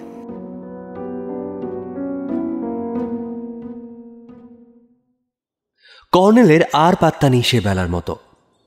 বিকেলে অগত্যা জয়ন্তী আর আমি বেড়াতে বেরোলুম। মোল্লার দৌড় মসজিদ পর্যন্ত, আর আমাদের ওই ভূতের পাহাড়। শিকার না করে উপায় নেই, অত সুন্দর পাহাড় আর এই এলাকায় দুটি নেই। তাছাড়া কি এক গভীর রহস্যময় আকর্ষণ আছে যেন ওটার, বারবার যেতে ইচ্ছে করে। ভয় পেলেও ভালো লাগে ওখানে গিয়ে বসে থাকতে। চারদিকের দৃশ্যাবলীর তো তুলনাই নেই। আমরা আজ প্রস্রবণটা আবিষ্কার করে ফেললুম। তারপর অনেকটা ঘুরপথে চূড়োর দিকে উঠতে শুরু করলুম। উত্তরের খাড়াই ভেঙে ওঠা সম্ভব ছিল না, কিন্তু অভিজ্ঞা জয়ন্তী কর্নেলের আবিষ্কৃত পথটা খুঁজে বের করল। আমার একটু কষ্ট হচ্ছিল, কিন্তু জয়ন্তী দেখলাম অক্লেশে উঠে যাচ্ছিল, আর আমার অসহায় দশা উপভোগ করছিল। একটা জায়গায় খানিকটা ঢালু চাতাল টালি বা ওই করগেট শিটের চালের মতো নেমে গেছে। আমাকে দাঁড় করিয়ে রেখে জয়ন্তী তরতর করে সেখানে চলে গেল। তারপর ঘুরে ফিরে এদিক ওদিক দেখে হাতের ইশারায় ডাকল। খুব সাবধানে গেলুম ওর কাছে। গিয়ে দেখি চাতালটা সবখানে ছোট বড় অনেক গর্ত রয়েছে। গর্তগুলোর ব্যাস কমপক্ষে 1 ফুট থেকে 1.5 ফুট, গভীরতা আন্দাজ 3 থেকে 4 ফুটের কম নয়। মনে হলো কারা যেন শামিয়ানা খাটাবার জন্য প্রকাণ্ড সব খুঁটি পুঁতেছিল, কিংবা ইঞ্জিনিয়াররা এখানে কোনো কারখানা বানাবার জন্য কংক্রিটের থাম তৈরি করতে চেয়েছিলেন। অর্থাৎ একটা বাড়ির আয়রন স্ট্রাকচার আয়োজন করা হয়েছিল। পরে যেন কোনো কারণে তা বাতিল করা হয়েছে, কিন্তু গর্তগুলো রয়ে গেছে। আমি বললাম, আচ্ছা এই গর্তগুলো কিসের হতে পারে? ভারী অদ্ভুত তো। ভূতের পাহাড়ে সবই অদ্ভুত হবে, এতে তো আশ্চর্য কিছু নেই বলে সে হাঁটু মুড়ে একটা গর্তের কিনারায় বসল। তারপর মাথা নামিয়ে গর্তের ধারে কান পাতল। আমি তো হাঁ করে তাকিয়ে আছি, জয়ন্তীর বালিকাপনা দেখছি। সে হাত তুলে ডাকল, এই শোনো, এখানে কান পাতো। কেন? বলে ওর কথা মতো বসে পড়লুম। তারপর কান পাততেই একটা অদ্ভুত চাপা আওয়াজ পেলুম। টেলিগ্রাফের খুঁটিতে কান পাতলে এক ধরনের শোঁ শোঁ আওয়াজ শোনা যায়, কিন্তু এই গর্তের আওয়াজ একেবারে অন্যরকম, ভুতুড়েই বলা যায়। বরং মনে পড়ে গেল গতকাল সন্ধ্যায় ঝড়ের সময় যে বিকট আ উ শুনেছিলাম, এটা অবিকল তারই একটা ক্ষুদে নমুনা। মনে হলো পাহাড়ের ভিতরে গভীর কোনো জায়গায় কোনো প্রাগৈতিহাসিক প্রাণী আটকে পড়ে একটানা গর্জন করছে। তাহলে একটা রহস্যের সমাধান হলো। আওয়াজটা কোথা থেকে আসছিল সেটা বোঝা গেল। এখন দেখো, হাওয়া কম, তাই গর্তে কান না পাতলে শোনা যায় না, কিন্তু হাওয়া বাড়লে আওয়াজ বাড়ে। আর ঝড়ের সময় কি ঘটে তা তো আমরা কাল সন্ধ্যায় শুনেইছি। প্রচণ্ড বাতাসের স্রোত গর্তের ওপর দিয়ে যাওয়ার সময় এই ভয়ঙ্কর হুইসেল হয়ে বেজে ওঠে। হ্যাঁ তাই হবে, কিন্তু গর্তগুলো কিসের বলো তো?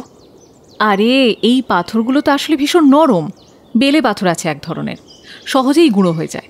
এই চাতালটা শুধুমাত্র সেই জাতের পাথর দিয়েই তৈরি, বুঝেছ? সম্ভবত সারা শীতকাল উত্তরের প্রচণ্ড বাতাসের ধাক্কায় এইসব গর্তের সৃষ্টি হয়েছে। কিন্তু এলাকার লোকেরা তো বড্ড বোকা, এসে কেউ আর ব্যাপারটাকে বোঝার কোনো চেষ্টাই করেনি। সব কিংবদন্তির উদ্ভব প্রাচীন যুগে। সময় এগিয়ে যায়, কিন্তু কিংবদন্তি টিকে যায়। যাকে চলো ওপরে গিয়ে বসি। একটু পরেই সেই রিঙ্গল ঝোপগুলো পেরিয়ে আমরা চূড়োয় উঠলুম। আজ কিন্তু চারদিকে তাকিয়ে জনপ্রাণীটিও দেখতে পেলুম না। আরে বাহ, হেলিকপ্টার যে! এই দেখো দেখো। যাক, হেলিপ্যাড তৈরি হয়ে গেছে, তাহলে নেমে পড়লো মনে হচ্ছে। যাক বাবা, তাহলে বাইরের সঙ্গে যোগাযোগ এতক্ষণে চালু হলো বলা যায়। কিন্তু এবার আমার সামনে এক ভয়ঙ্কর সময় আসছে। শ্যামলীর বাড়িতে খবর দিতে হবে আমাকে। কেমন করে যে মুখ দেখাবো ওদের কাছে, আর আর ওর বডিটারই বা কি হবে? ওর চোখ দুটো জলে ভরে উঠল। ওকে সান্ত্বনা দিতে ব্যস্ত হলুম। কিছুক্ষণ পরে পশ্চিম আকাশে আজও মেঘের আভাস লক্ষ্য করে নিচে নামলুম। পথে যেতে যেতে বাতাস বেড়ে গেল হঠাৎ।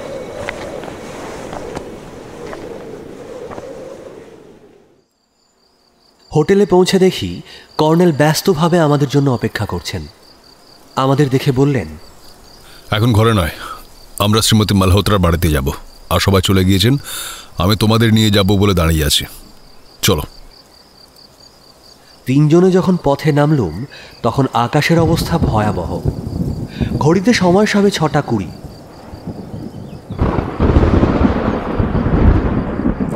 শ্রীমতী মালহোত্রার বাড়ির গেটে ঢোকার সময় প্রচণ্ড শব্দে কোথাও একটা বাজ পড়ল। তারপর শুরু হলো মেঘের গর্জন, বাতাসও খেপে গেল। আমরা সোজা গিয়ে ডাইনিং হলে ঢুকে পড়লাম। ভেতরে চাপা আলো জ্বলছে। কোনার সোফায় বসে আছেন ডক্টর পট্টনায়ক, সাথে আরেকজন অচেনা ভদ্রলোক। মাঝামাঝি জায়গায় একটা চেয়ারে চুপচাপ গম্ভীর মুখে বসে রয়েছেন রঘুবীর জয়সওয়াল। আর অধ্যাপক দ্বিবেদী ও শ্রীমতী মালহোত্রা ডাইনিং টেবিলের কাছে দাঁড়িয়ে চাপা স্বরে কী সব আলোচনা করছেন। আমাদের দেখে শ্রীমতী মালহোত্রা মৃদু হেসে আপ্যায়ন জানালেন। আমরা তিনজনে গিয়ে বসলুম ডক্টর পট্টনায়কের কাছে। অচেনা ভদ্রলোকটির বয়স 70-এর কম নয়, সাদা চুল আর মস্ত গোঁফ। তিনি কর্নেলের দিকে বাও করে বললেন, হ্যালো। হ্যালো। কিন্তু আমাদের সঙ্গে পরিচয় করিয়ে দিলেন না ভদ্রলোকের। এই সময় শ্রীমতী মালহোত্রাকে কিচেনের দরজায় ঢুকতে দেখলুম। অধ্যাপক পায়চারি শুরু করলেন। ঘরে অস্বাভাবিক নিস্তব্ধতা। ব্যাপারটা কি? বাইরে যথারীতি প্রচণ্ড ঝড় আর মেঘের তাণ্ডব চলেছে। অস্বস্তিতে মনে মনে অস্থির হচ্ছিলুম। জয়ন্তীর মুখে একটা উৎকণ্ঠা জড়িয়ে আছে মনে হলো। সে মুখ নিচু করে নিজের কোড়ে আঙুলে কিছু দেখছে। কিচেন থেকে গৃহকর্ত্রী বেরিয়ে এলেন, সঙ্গে লক্ষ্মণ আর সরজু।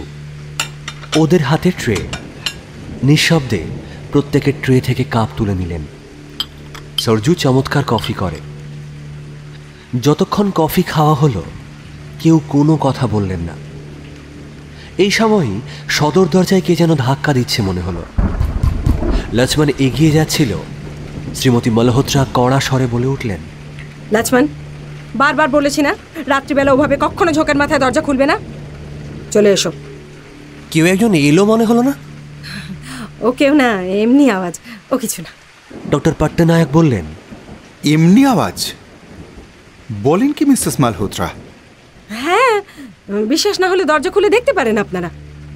ঝড়ের রাত্রে সব সময় এরকম হয়। সে রাতে বদ্রি যদি নিষেধ মেনে দরজা না খুলতো কোনো বিপদই ঘটতো না। আমার মনে হয় ম্যাডাম, আপনার ও দরজার কপাটের গঠনের ত্রুটি আছে। আমরা পরীক্ষা করে দেখেছি। জোরে বাতাস বইলে এমন শব্দ হওয়া খুবই স্বাভাবিক। কর্নেল, আপনি অভিজ্ঞ মানুষ, অনেক ব্যাপারেই আপনার মতামতের মূল্য আছে। কিন্তু মনে রাখবেন, অপ্রাকৃত শক্তির অস্তিত্ব সহজে উড়িয়ে দেওয়া যায় না। যাকে প্রায় 7টা তো বাজে। এবার আমরা আসরে গিয়ে বসি তাহলে। প্লিজ, আপনারা আর দেরি করবেন না। এমন সময় তো প্রতিদিন পাওয়া যায় না। প্রাকৃতিক দুর্যোগের এই চমৎকার সুযোগ আমাদের ব্যর্থ হতে দেওয়া উচিত নয়। তাহলে আবার অশরীরী আত্মার কারবার? অস্বস্তিটা বেড়ে গেল। এসব হচ্ছেটা কি? কর্নেলের দিকে তাকালুম। উনি বললেন, চলো জয়ন্ত, ওঠো। ডক্টর পট্টনায়ক, আপনার মাননীয় বন্ধুকে সঙ্গে নিয়ে চলে আসুন তাহলে। স্টাডির চাবি আজ শ্রীমতী মালহোত্রার কাছে। তিনি দরজা খুলে দিলেন। আমরা একে একে ঢুকে পড়লুম। সেই মারাত্মক ঘর, আর সেই 8টা চেয়ার, তার মাঝখানে সেই গোল টেবিলটা। পকেটে হাত ভরে রিভলভারের অস্তিত্ব অনুভব করলুম। কিন্তু যদি সত্যি আজও কোনো মারাত্মক ঘটনা ঘটে, আমি কি এই অস্ত্রটা দিয়ে তা আটকাতে পারবো? অবিকল সেদিনকার মতো বসে পড়লুম সবাই। আমার ডাইনে রইল জয়ন্তী আর বাঁদিকে কর্নেল। আর শ্যামলীর চেয়ারে বসলেন সেই আগন্তুক ভদ্রলোক। ওই বুড়োই কি আজকের আসরের মিডিয়াম? উজ্জ্বল আলোটা নিভিয়ে হালকা নীল আলো জ্বাললেন শ্রীমতী মালহোত্রা। তারপর দাঁড়িয়ে দাঁড়িয়ে সেদিনকার মতো বক্তৃতা শুরু করলেন। বন্ধুগণ, আজ আমার দীর্ঘ সারগর্ভ বক্তৃতার প্রয়োজন আশা করি হবে না, কারণ আজকের আসরে যিনি মিডিয়াম হতে চান তিনি ডক্টর সীতানাথ পট্টনায়কের বন্ধু অবসরপ্রাপ্ত মেজর জেনারেল হরগোবিন্দ সিং। উনি আজ বিকেলেই হেলিকপ্টারের সরকারি ত্রাণ দপ্তরের প্রতিনিধি হিসেবে বানেশ্বরে এসেছেন। আমার মতোই ওনারও প্রেতচর্চার প্রতি খুবই আগ্রহ, তা আমি ডক্টর পট্টনায়কের কাছেই শুনেছি। আর শোনা মাত্র আমার মাথায় একটা আইডিয়া এসেছে। আপনারা তো জানেন, খুব সূক্ষ্ম সংবেদনশীল মন ও অনুভূতির প্রখরতা যাদের আছে, একমাত্র তারাই মিডিয়াম হওয়ার উপযুক্ত। স্থূল মন অনুভূতির বেলায় নেই, সূক্ষ্ম গভীর ভাবনা ভাবতে অপটু এমন কোনো মানুষের পক্ষে সূক্ষ্মাতি সূক্ষ্ম বস্তু প্রবাহে ভাসমান সেই বিমূর্ত চিন্তা তরঙ্গ চেতনা যা বস্তুর নিয়ম মেনে চলে না, তা ধরা সম্ভবই না। আনন্দ আসার কথা, আমাদের নবাগত বন্ধু মিস্টার সিং একজন শৌখিন মিডিয়াম হিসেবে অনেকখানি অভিজ্ঞতা অর্জন করেছেন। জানি না এই আকস্মিক যোগাযোগের পিছনে আমাদের বিপরীত জগতের সেই অশরীরী বাসিন্দাদের কতখানি হাত আছে। তবে ডক্টর পট্টনায়কের কাছে ওর পরিচয় পেয়েই আমি সঙ্গে সঙ্গে এই আসরের প্রস্তাব দিয়েছিলাম। কিন্তু এখন বলার বিষয় যেটা, সেটা হলো আজকের এই আসরের মুখ্য উদ্যোক্তা হিসেবে আমি প্রস্তাব করছি হতভাগিনী শ্যামলী সেনের আত্মাকে উনি আজ আহ্বান করুন। অধ্যাপক দ্বিবেদী বললেন, কিন্তু উনি তো চিনতেনই না শ্যামলীকে। তাও তো বটে। হরগোবিন্দ সিং বললেন, শ্যামলী সেন আমার সুপরিচিতা। মানালি অভিযানের সময় আমি ওর দলকে ট্রান্সপোর্টের ব্যাপারে সাহায্য করেছিলাম। জয়ন্তী দেবীর আশা করি মনে আছে। জয়ন্তী কিছু বলতে যাচ্ছিল, কর্নেল আমার পায়ের ওপর দিয়ে একটা পা বাড়িয়ে মৃদু ধাক্কা দিলেন ওকে। ব্যাপারটা আমি আর জয়ন্তী ছাড়া কিন্তু কেউই টের পেল না। সঙ্গে সঙ্গে জয়ন্তী বলল, হ্যাঁ হ্যাঁ হ্যাঁ, আপনি তো, মনে আছে বই কি, খুব মনে আছে। কিন্তু জয়ন্তীর চোখের বিস্ময়টুকু আমার চোখ এড়িয়ে গেল না। এবার তাহলে আলো নে ভাই, অনুগ্রহ করে কেউ যেন কোনো শব্দ করবেন না। রেডি, 1 2 3।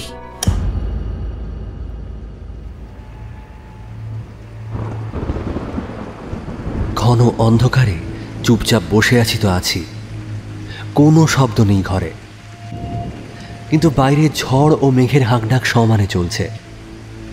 ভয়ে বুক ঢিপ ঢিপ করছিল। আজও কোনো অঘটন ঘটবে না তো? কর্নেল এসব কেন ঘটতে দিচ্ছেন? আমার অস্বস্তিটাই বেড়ে যেতে লাগলো ক্রমশ। কিন্তু না, এখন অন্য কোনো ভাবনা নয়, শ্যামলীর কথা ভাবা উচিত। তার আত্মাকেই আজ জানা হবে, কাজেই স্থির মনে তার কথাই ভাবা যাক। ভাবতে গিয়ে সে রাতের সব ঘটনা আগাগোড়া মনে পড়তে লাগলো। হ্যাঁ, আমি এত অবাক হয়েছিলাম যে চেয়ার ছেড়ে উঠে পড়েছিলাম ঝোঁকের বসে। ভূত প্রেতে এক তিল বিশ্বাস আমার নেই, তাই পরীক্ষা করে দেখতে যাচ্ছিলাম যদি সত্যিই ভূত প্রেত শ্যামলীকে ভর করে থাকে তাহলে আমার এই গতিবিধি সে টের পাবে এবং অবশ্যই এর একটা প্রতিক্রিয়া ঘটবে। কিন্তু ধুরন্ধর কর্নেলের জন্যে সেটাই বাধা পড়েছিল। আমার কোটের টান পড়া মাত্র ছিটকে নিঃশব্দে চেয়ারে এসে বসেছিলাম, কিন্তু আজ সেই ঝোঁকার আমার নেই। আচ্ছা, একটা কথা, আমার বাঁ দিকে ছিলেন কর্নেল, তার বাঁ দিকে ডক্টর পট্টনায়ক। তাহলে ডক্টর পট্টনায়ককে ডিঙিয়ে কিভাবে কর্নেল টের পেলেন যে জয়সওয়ালজির চেয়ার খালি? হ্যাঁ, কর্নেলও চেয়ার ছেড়ে উঠেছিলেন। তাহলে কেন উঠেছিলেন? আমি যে জন্যে কৌতূহলী হয়েছিলাম উনিও কি সেই জন্যেই? আর একটা কথা, শ্যামলী কি ইচ্ছে করেই এমন বিকৃত দুর্বল স্বরে কথা বলছিল? আমার চিন্তা সূত্রকে মুহূর্তে বিচ্ছিন্ন করে দিল একটা ভাঙা খ্যানখ্যানে স্বর, আর সেই মুহূর্তে বাজ পড়ল বাইরে কোথাও। ঘরটা জোরে কেঁপে উঠল, টেবিলটাও একবারের জন্য নড়ে গেল যেন। আমি আছি, আমি আছি, আছি, আমি এই ঘরে আছি, এই বাড়িতে আছি, এই পাহাড়ে আছি, জঙ্গলে আছি, রাস্তায় আছি, আছি আছি আছি। ও কি মেজর জেনারেল হরগোবিন্দ সিং এর কণ্ঠস্বর? অসম্ভব। আছি শব্দটা ক্রমাগত শ্বাস প্রশ্বাসের সঙ্গে উচ্চারিত হতে লাগলো। মনে হলো অন্ধকার ঘরে আটকে পড়া কি একটা শক্তি পাখির মতন ডানা ঝাপটাচ্ছে, বলছে I exist, I exist. Who are you? কে তুমি? আমি শ্যামলী, আমি শ্যামলী, শ্যামলী, আমি শ্যামলী। শ্যামলী, শ্যামলী, তোকে কে মেরেছে রে? তুই কি জয়ন্তী? তুই তুই জয়ন্তী? আর ইউ জয়ন্তী? হ্যাঁ হ্যাঁ হ্যাঁ, আমি জয়ন্তী। আচ্ছা আচ্ছা, তোকে কি মোহন পারেখের আত্মা সেদিন রাতে খুন করেছিল? বলবো না, বলবো না, বলবো না। শ্যামলী, বল বল না, তাকে আমরা শাস্তি দেবই। কে মেরেছিল মোহন পারেখকে? বলুন বলুন, মোহন পারেখ কাকে চিনতে পেরেছিল? কে সে? কোনো প্রশ্ন নয়, আমাকে প্রশ্ন করতে দিন। বলবো না, বলবো না, বলবো না। শ্যামলী, মোহন পারেখ কাকে চিনতে পেরেছিল? মহাবীর সিংকে, মহাবীর সিংকে, মহাবীর সিংকে। কিভাবে মোহনের মৃত্যু হলো? কিভাবে? ফোনে ডেকেছিল, ফোনে ভূতের পাহাড়ে যেতে বলেছিল। কেন? নিষ্পত্তি করতে চেয়েছিল, টাকা দেবে বলেছিল, ফটো চেয়েছিল। বুঝতে পারছি না, খুলে বলো। বলবো না, আর বলবো না, আর বলবো না। Please Shyamoli, please. পারেখ সাহস করে ফটো নিয়ে যায়নি সঙ্গে, আমার কাছে রাখতে দিয়েছিল। কার কার ফটো? কার ফটো শ্যামলী, কার ফটো? ভূতের পাহাড়ে পারেখ গেল, আমাকে জানিয়ে গেল। আপনাকে জানাতে বললাম, সে আপনার বাড়ি হয়ে গেল। আপনি ছিলেন না, ছিলেন না। আপনি সুমিত্রাজির বাড়ি গিয়েছিলেন। তখন আমি চুপি চুপি ওকে অনুসরণ করে ব্যাপারটা দেখতে পেলাম। পাথরের আড়ালে বসে দেখলাম মহাবীর সিং ধাক্কা মেরে পারেখকে ফেলে দিল। আমি ভয় পেয়ে পালিয়ে এলাম। জয়ন্তীকে বললাম না, ও আমাকে খুব বকবে বলে ভয় হয়। জয়ন্তীকে আমার গার্জেন বলে সমীহ করতাম। তারপর আচমকা জোরালো টর্চ জ্বলে উঠল, সেই সঙ্গে কর্নেলের গর্জন শোনা গেল। খবরদার মহাবীর সিং! টর্চের আলোয় দেখা গেল মেজর জেনারেল সেই মুহূর্তে উঠে দাঁড়িয়ে, এবং তার ডাইনের চেয়ার ছেড়ে উঠে দাঁড়িয়েছেন রঘুবীর জয়সওয়াল। আর মেজর জেনারেল চোখের পলকে তার বুকে ঘুষি মারলেন। জয়সওয়ালজি সশব্দে চেয়ার শুদ্ধ পড়ে গেলেন।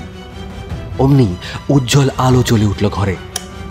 তারপর ভ্যাবা চাকা খেয়ে দেখি বুকশেলফ আর উঁচু আলমারির পেছন থেকে লাফ দিয়ে বেরিয়ে এলেন মিস্টার খান্না আর ব্রিজেশ সিং। দুজনের হাতেই রিভলভার। খান্না জয়সওয়ালজির জামার কলার ধরে হ্যাচকা টানে তাকে দাঁড় করালেন। কয়েক সেকেন্ডের মধ্যেই এসব ঘটে গেল। এবার দেখলুম কর্নেল আর ডক্টর পট্টনায়ক মেঝেই কি একটা খুঁজে বেড়াচ্ছেন ব্যস্তভাবে। জয়ন্তী আর আমি হাঁ করে তাকিয়ে আছি। চেয়ার থেকে ওঠার কথা তো ভুলেই গিয়েছি। ওদিকে শ্রীমতী মালহোত্রা এগিয়ে গিয়ে দরজা খুলে দিলেন। তখন 4-5 জন পুলিশ এসে ঢুকে পড়ল। তারপর জয়সওয়ালজিকে ধরল। খান্না ওর হাতে একটা হাত কড়া পরিয়ে দিলেন। জয়সওয়ালজি একটা কথাও বললেন না। তাহলে জাঁদরেল রিটায়ার্ড পুলিশ সুপার রঘুবীর জয়সওয়ালই হত্যাকারী? আমি সন্দিগ্ধ দৃষ্টিতে জয়ন্তীর দিকে তাকালুম। আর এতক্ষণে জয়ন্তীর যেন সম্বিত ফিরল। ও বলল, জয়ন্ত চলো, আমরা বেরিয়ে ও ঘরে যাই। আমার বুক কাঁপছে।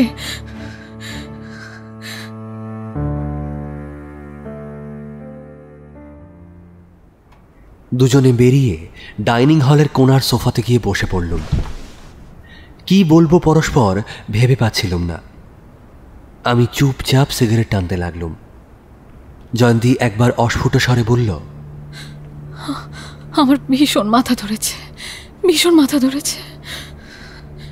তারপর মাথাটা হেলিয়ে বসে রইল। বাইরে ঝিরঝির করে বৃষ্টি পড়ছে শুনতে পাচ্ছিলুম। মাঝে মাঝে মেঘ ডেকে উঠছে। একটু পরে স্টাডির দরজা খুলে গেল। প্রথমে ব্রিজেশ সিং এবং তারপর সেই পুলিশ বাহিনী জয়সওয়ালজিকে নিয়ে বেরোলেন। ডাইনিং হল পেরিয়ে সদর দরজা খুলে ওরা বৃষ্টির মধ্যেই অদৃশ্য হলেন। পরক্ষণেই গাড়ির শব্দ শোনা গেল। আসামি নিয়ে ওরা থানায় চলেছেন। এবার বেরোলেন হাসি খুশি মুখে অধ্যাপক অরিন্দম দ্বিবেদী। খুবই চঞ্চল দেখাচ্ছিল ভদ্রলোককে। হনহন করে এসে আমাদের পাশে বসে পড়লেন। কথাটা হচ্ছে, আমি সব টের পেয়েছিলাম জানেন, কিন্তু প্রাণের ভয়ে বলিনি। বললেই বা কে বিশ্বাস করতো বলুন? ওরে বাবা, রিটায়ার্ড পুলিশ সুপার, অত দাপট আছে নামের। থানা আমাকে পাত্তা দিত ভাবছেন? উল্টে আমাকেই খুনি সাব্যস্ত করে কেস সাজাতো। ব্যাস, রক্ষে করো বাবা। এই, আমি একটু সার্জুকে কফি বলে আসছি, হ্যাঁ? আর দেখি কোনো ট্যাবলেট পাই কিনা। জয়ন্তী কিচেনের দিকে চলে গেলে অধ্যাপক ফিসফিস করে বললেন, জয়ন্তী দেবী কিন্তু আমার ব্যাপারটা টের পেয়েছিলেন জানেন। বরাবর মিস্টার চৌধুরী শিক্ষক হিসেবে আমার একটা কঠোর আদর্শ আছে, সেটা মেনে চলি। দুর্নীতি বা অন্যায় দেখলেই সাধ্যমতো বাধা দেওয়ার চেষ্টা করি। কিন্তু বুঝতেই পারছেন, আমার শারীরিক সামর্থ্য ততটা নেই, তাই অনেক সময় পিছিয়ে আসতে হয়। যেমন ধরুন এই মোহন পারেখের ব্যাপারটাই। মোহন পারেখকে আপনি চিনতেন নাকি? আলবাত চিনতুম। ও তো মাস্তান টাইপ ছোকরা মশাই। দিল্লিতে এসে গত বছর যা সব কাণ্ড করেছিল ভাবতেই পারবেন না। আর আজকালকার মেয়েগুলো কি ব্যাপার দেখুন, পারেখকে দেখলেই ঝাঁপিয়ে পড়ে তক্ষুনি। তা বুঝলেন মিস্টার চৌধুরী, মিসেস মালহোত্রা যখন কথায় কথায় সেদিন আমাকে বললেন এবারও প্ল্যানচেটের আসর করব এবং মোহন পারেখ মিডিয়াম হবে, তাকে আনতে টেলি করেছি, আমার খুব রাগ হলো। খবর নিলাম গ্রিন ভিউয়ে ওর জন্য ঘর বুক করা হয়েছে। জয়ন্তী দেবী আর শ্যামলী দেবীর মতো দুটি ফুলের মতো মেয়েকে পারেখ সামনে পেলে যে কি ঘটাবে ভাবতে বুক কেঁপে উঠল। ভাবলুম ওদের সতর্ক করে দেওয়া দরকার। সোজাসুজি সামনাসামনি বললে তো অপমানিত হওয়ার ভয়। তাই লাধিয়া নদীর ধারে একটা গুহার মধ্যে সুযোগ পেয়ে একটা চিরকুট লিখে দিলুম। জানি, আরও জানি যে আজ গুহায় অন্ধকারে আপনি আমার পকেটে হাত ঝুঁকিয়েছিলেন। জানেন, তা কাণ্ড দেখুন। একালের মেয়েদের সত্যি বোঝা যায় না মশাই। সেদিন ওটা পেয়ে ওরা মোটেই চমকালেন না, ভয় পেলেন না, বরং উল্টে আমাকে দেখিয়ে দেখিয়ে পারেখের সঙ্গে মেলামেশা শুরু করলেন। আমার আবার ওই এক বাতিক, যা বেটার ছেলে আবার কখন নিষ্পাপ মেয়ে দুটোর সর্বনাশ করবে কে জানে। খুব তককে তককে রইলুম। দেখলুম পারেখের সঙ্গে শ্যামলী দেবীরই জমে উঠেছে। জয়ন্তী দেবী যেন অভিমানে দূরে দূরে ঘুরছেন। 7 তারিখ বেলা 11টার সময় পারেখের ঘরের দিকে নজর রেখেছি। দেখলুম বেটা বেরিয়ে এসে লাউঞ্জে গিয়ে দাঁড়ালো। তারপর শ্যামলী এলো নেমে। আমি ওদের ঢলাঢিলি দেখেই বুঝলুম আজই সর্বনাশটা ঘটবে। তাই অমনি পারেখের ঘরে ঢুকে ওয়ার্ড্রোবের পিছনে লুকিয়ে থাকলুম। যদি সত্যি দেখি বেটা মেয়েটির সর্বনাশ করতে যাচ্ছে, তাহলে আমার একদিন কি ওর একদিন। কান পেতে অপেক্ষা করছি, এমন সময় দুজন ঢুকলো। তারপর চাপা গলায় কথা বলা শুরু হলো। শুনেই পিলে চমকে গেল আমার। নিজে সম্পূর্ণ অন্য একটা ব্যাপার নিয়ে আলোচনা চলছে। পারেখ বলছে মহাবীর সিং নামে একজনের সঙ্গে ও ভূতের পাহাড়ে দেখা করতে যাচ্ছে, খুব গোপনীয় ব্যাপার। আর ওই খামটা ওকে দেয়। খামটা খুব দামি, লুকিয়ে রাখতে হবে। ফোনে পারেখ জেনেছে মিসেস মালহোত্রা এখন বাড়ি নেই, তাহলে তাকেই দিত। শ্যামলী বলল, সকালে তো উনি এসেছিলেন, তখন দিলেন না কেন খামটা? পারেখ বলল, তখন দেওয়ার কোনো প্রশ্নই ওঠেনি। তাছাড়া ওটা বিশেষ করে শ্রীমতী মালহোত্রাকে সে দেওয়ার কথা ভাবতেও পারে না। যাই হোক, শ্যামলীকে তার ভালো লেগেছে, তাকে সে বিশ্বাস করে বলেই রাখতে দিচ্ছে। শ্যামলী খামটা বুকে ভরে ফেললো দেখলুম। তারপর দুজনে বেরিয়ে গেল। এবার আমার অবস্থা বুঝুন, বেরোবো কিভাবে? দরজা তো লক করে দিয়ে গেল। মনে পড়ল ঠিক 3টে সুইপার আসে ঘর সাফ করতে। সর্বনাশ! তাহলে ওই দিন আপনি 3টে অবধি পারেখের ঘরে বন্দি থাকলেন? হ্যাঁ, কি দুরবস্থা বুঝুন। কর্নেলকে মিথ্যা বলতে হলো যে জলপ্রপাত দেখতে গিয়েছিলুম। বেরোলেন কিভাবে? বিছানায় শুয়ে সময় কাটাচ্ছিলুম। মশাই, বেড়ার ছেলে মরে গেছে, সেই সময় ওর বিছানার তলায় যা সব ছবি পেয়েছিলুম, খিদে ভুলিয়ে দিয়েছিল। আরে বাবা, বেরোলেন কিভাবে? দরজা দিয়ে। সুইপার ঢুকলো হোটেলের চাবিতে, দরজা খুলে আমি বেরিয়ে গেলুম। বেটা হাঁ করে তাকিয়ে রইল। ভাবলো পারেখের কুটুম্ব হবেন। যাকে খুনি ধরা পড়লো, এখন দেখা যাক বিচারে কি হয়। দেখবেন প্রমাণাভাবে খালাস হয়ে যাবে। আজকাল তো বিচার নয়, প্রহসন প্রহসন। এতক্ষণে colonel Niladri Sarkar, major general Hargobind Singh, doctor Sitanath Pattanayak, Shrimati Sarojini Malhotra আর খান্না সাহেব বেরোলেন। ডক্টর পট্টনায়কের হাতে একটা কাগজের মোড়ক। তারপর জয়ন্তী আর সরজু বেরিয়ে এলো কিচেন থেকে। দুজনের হাতেই ট্রে। সরজু চলে গেল। জয়ন্তী কফি তৈরি করতে লাগলো। কর্নেলরা এসে ভিড় জমালেন। আমি কর্নেলের মুখের দিকে তাকিয়েছিলাম। প্রথমত তার এবার একটা দীর্ঘ ভাষণ দেওয়ার কথা। রহস্যের সমাধান এবং চুলচেরা বিশ্লেষণ থাকবে তাতে। একটু পরেই কফিতে চুমুক দিতে দিতে কর্নেল বললেন,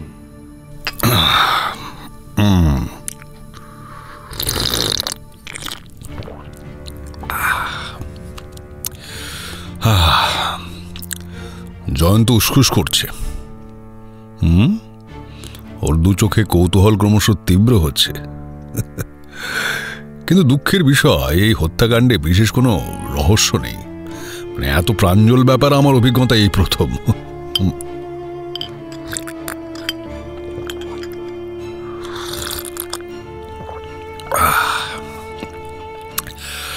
শ্রীমতী মালহোত্রার বিশ্বাসে আমি আঘাত করতে চাইনি। যা ঘটেছে উনিও জানেন। আমি শুধু সংক্ষেপে তথ্যগুলো সাজিয়ে দিতে চাই। আমার দ্বিতীয় মিডিয়াম যে উদ্দেশ্যে অভিনয় করেছেন, শ্যামলীও তা করেছিল। উদ্দেশ্য প্রেতাত্মার অছিলায় একটি হত্যাকাণ্ড ফাঁস করে দেওয়া। শ্যামলী সম্ভবত হতবুদ্ধি হয়ে পড়েছিল, প্রচণ্ড ভয়ও পেয়েছিল।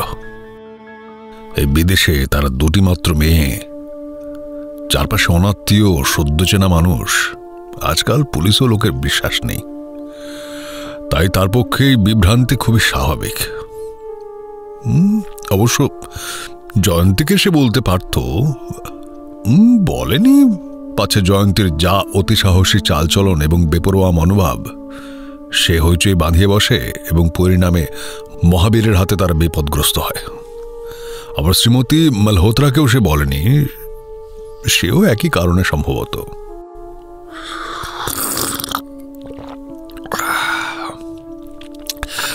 আমার ধারণা মোহন পারেখ বিস্তারিত তথ্য তাকে জানায়নি, তাই শ্যামলী ঠিক বুঝে উঠতে পারেনি কি করা উচিত। সে সময় নিচ্ছিল ভাবতে, অথবা এড়িয়ে যেতে চাইছিল। ভেবেছিল থাক, নাক গলিয়ে লাভ নেই। ঠিক তাই। আর সেই দিন আপনাদের সঙ্গে আসতে আসতে সে বলেছিল পরের দিনই নাকি ভোরের বাসে সে চলে যাবে। জায়গাটা নাকি তার অসহ্য লাগছে। আমি না একটু অবাক হয়েছিলাম, কিন্তু ও যা অভিমানী আর জেদি, তাই হ্যাঁ না আমি কিছুই বলিনি।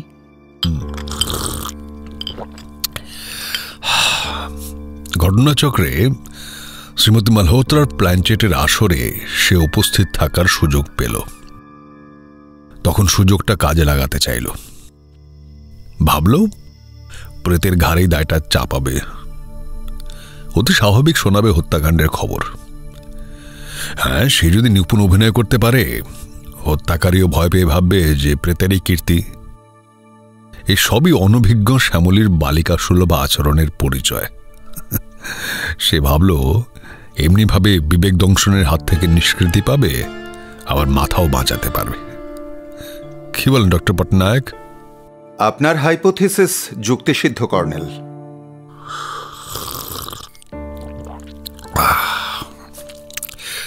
আমার ধারণা হত্যাকারীর নামটা সে হয়তো বলতো না, অতটা সাহস তার ছিল না।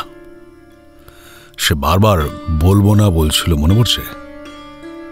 কিন্তু হত্যাকারী তো অন্তর্যামী নয়, সে আর এক সেকেন্ডও রিস্ক নিতে চাইল না। ভাবল, বাহ, চমৎকার হলো, প্রেতের ঘাড়েই চলে যাবে হত্যাকাণ্ডটা। কারণ এই অদ্ভুত বিষয়ের কথা আধুনিক চিকিৎসা বিজ্ঞান জানবে কেমন করে? বিশেষ করে শ্যামলীর মুখের বিভৎসতা আশা করি মনে পড়ছে আপনাদের। মৃতের মুখের অমন চেহারা আধুনিক চিকিৎসা বিজ্ঞানের কাছে একেবারে অপরিচিত সিস্টেম।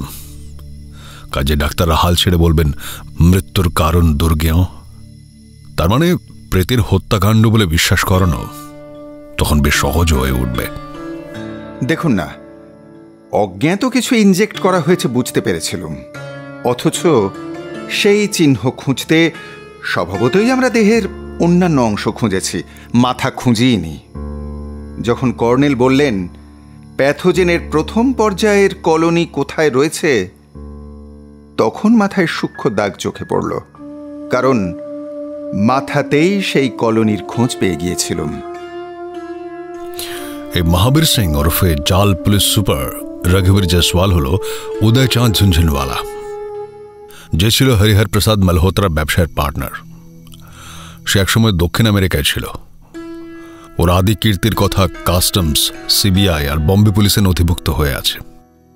শ্রীমতী মালহোত্রার কাছে এসব তথ্য আমরা জানতে পেরেছি। ওর খপ্পরে পড়ে দেনায় ডুবে যেতে থাকেন হরিহরজি।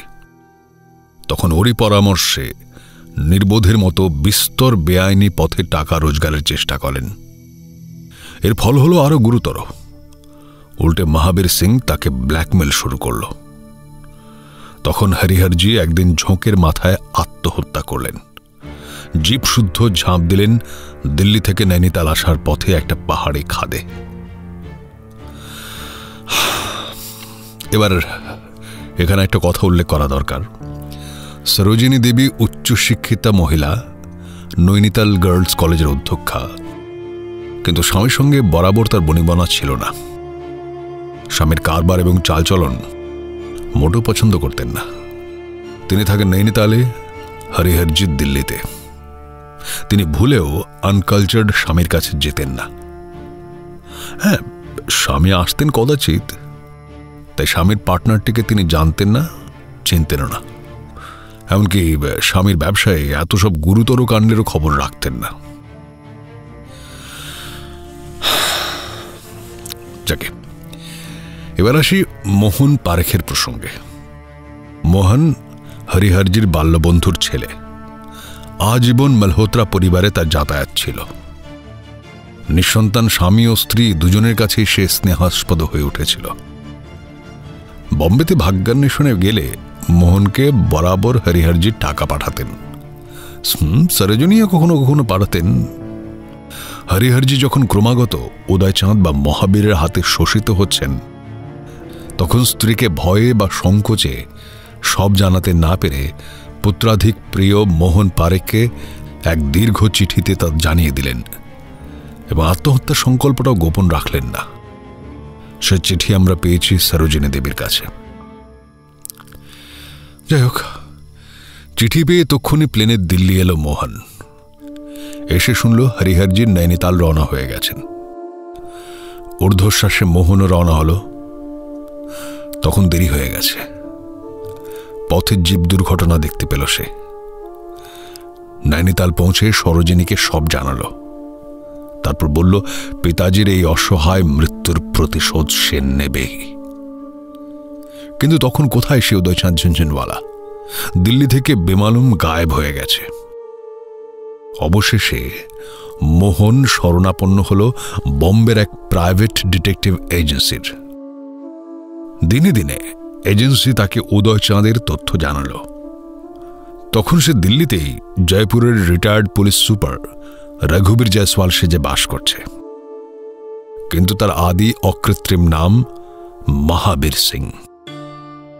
অনেক বছর আগে আন্তর্জাতিক চোরাচালান চক্রের সঙ্গে জড়িত থাকায় বম্বেতে তার জেল হয়। কয়েদি হিসেবে থাকার সময় জেলের পোশাক পরা তার একটা ছবি জেল কর্তৃপক্ষ সরকারি প্রয়োজনে তুলে রেখেছিলেন। একটা প্রাইভেট ডিটেকটিভ এজেন্সি সেই ছবির নেগেটিভই ঘুষ দিয়ে কিভাবে হাতায় এবং মোহনকে দেয়। সেই সঙ্গে মোহনকে এজেন্সি জানালো মহাবীর সিং জেল থেকে পালিয়ে গিয়েছিল। পুলিশ তাকে খুঁজছে, পাত্তা পায়নি। যাই হোক, এতদিনে সে দিল্লিতে নিজেকে জয়পুরের রিটায়ার্ড পুলিশ সুপার বলে পরিচয় দিয়ে বাস করছিল। আসল রঘুবীর জয়সওয়াল কবেই মারা গেছেন। আমার স্বামীর পার্টনারকে আমি কখনো দেখিনি। ওর ওই জাল নামগুলো মোহন আমাকে পরে সব জানিয়েছিল, কিন্তু বেচারা মোহন নিজেই এক লোভে পড়ে গেল। ওর মাথায় ফিল্ম প্রডিউস করার ঝোঁক চেপেছিল, তাই আমার স্বামীর মৃত্যুর প্রতিশোধ নেওয়ার ছলে ও শুরু করলো রঘুবীর জয়সওয়ালকে ব্ল্যাকমেলিং। ব্ল্যাকমেলিং? হ্যাঁ, মোহন ওর কাছে টাকা আদায় শুরু করলো। সেই নেগেটিভ থেকে পজিটিভ প্রিন্ট দেখিয়ে সহজেই কাবু করলো তাকে। তার মানে 7ই জুন দুপুরে ভূতের পাহাড়ে মোহন বারেক টাকা আনতে গিয়েছিল? হ্যাঁ, টাকা আনতে তো বটেই, হয়তো আরো কোনো প্রলোভন দেখিয়েছিল মহাবীর। একটু বেশি সাহস দেখিয়ে ফেলেছিল মোহন পারেক, ফলে প্রাণ হারাতে হলো। মহাবীর তো মরিয়া হয়ে উঠেছিল এবার, তাই না? আচ্ছা মিসেস মালহোত্রা, আপনি তো উদয়চাঁদ ওরফে মহাবীরকে কখনো দেখেননি, কিন্তু এখানে কেমন করে চিনেছিলেন ওকে? মোহনকেই বা তার আসার অত আগে টেলিফোন করেছিলেন কেন? কেমন করে জানলেন যে মহাবীর ওরফে জয়সওয়াল এখানে আসবে? এখানকার সবকটা হোটেলে বাইরের লোক সিজনে বেড়াতে এলেই আমি যেচে গিয়ে আলাপ করি, আমন্ত্রণ করে আসি। এ আমার বরাবরকার অভ্যেস। সোসাইটি ছাড়া আমার দম আটকে যায়। এমনকি কারা কারা আসবেন, অগ্রিম কারা ঘর বুক করছেন, আমি সেসব খোঁজ খবরও নিই। গ্রিন ভিউ হোটেলে খোঁজ নিতে গিয়ে দেখি এক retired police super Raghubir Jaiswal অগ্রিম বুক করেছেন দিল্লি থেকে। অমনি চমকে উঠি, মোহনকে তক্ষুনি ফোন করি। মোহন এসে পৌঁছয় 6ই জুন রাত্রে। 7ই জুন সকালে ওর সঙ্গে পরামর্শ করি। ঠিক হয় যে প্ল্যানচেটের আসর বসাবো এবং মোহনকে মিডিয়াম করে ওর মুখ দিয়ে মহাবীর সিং এর কীর্তি ফাঁস করে দেব। ডিটেলস সব বলে যাবে মোহন। আমার স্বামীর আত্মা যেন কথা বলছে মিডিয়ামের মুখ দিয়ে। এভাবেই সব আয়োজন করেছিল, কিন্তু মোহন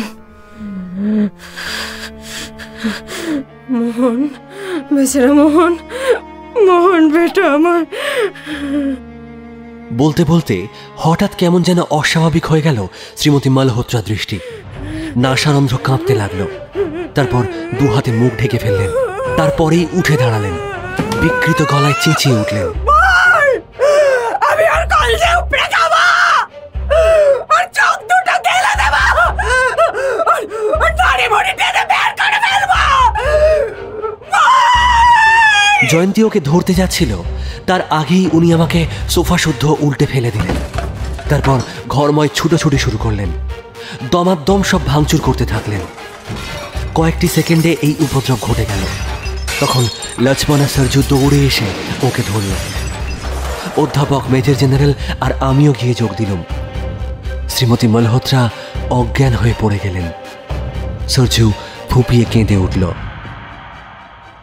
ওকে ধরাধরি করে সবাই ওর শোবার ঘরে নিয়ে গেল। ডক্টর পট্টনায়ক শুশ্রূষা করতে ব্যস্ত হলেন। বাইরে বেরিয়ে কর্নেল বললেন,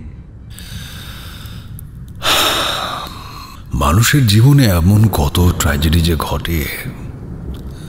হতভাগিনী শ্রীমতী মালহোত্রার পরিণতি ভেবে আমি শিউরে উঠছি।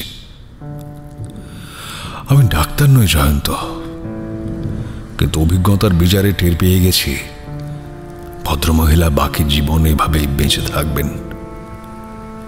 সারা জীবন স্বামীর সঙ্গে বনিবনা ছিল না, বুঝতে পারেননি কি হারাচ্ছেন। একদা স্বামীর ওই নিষ্ঠুর আত্মহত্যার ঘটনা তার অবচেতনায় তীব্র আঘাত দিল। তারপর এই বার্ধক্যের নিঃসঙ্গতায় ক্রমশ টের পেলেন কি থেকে বঞ্চিত হয়েছেন।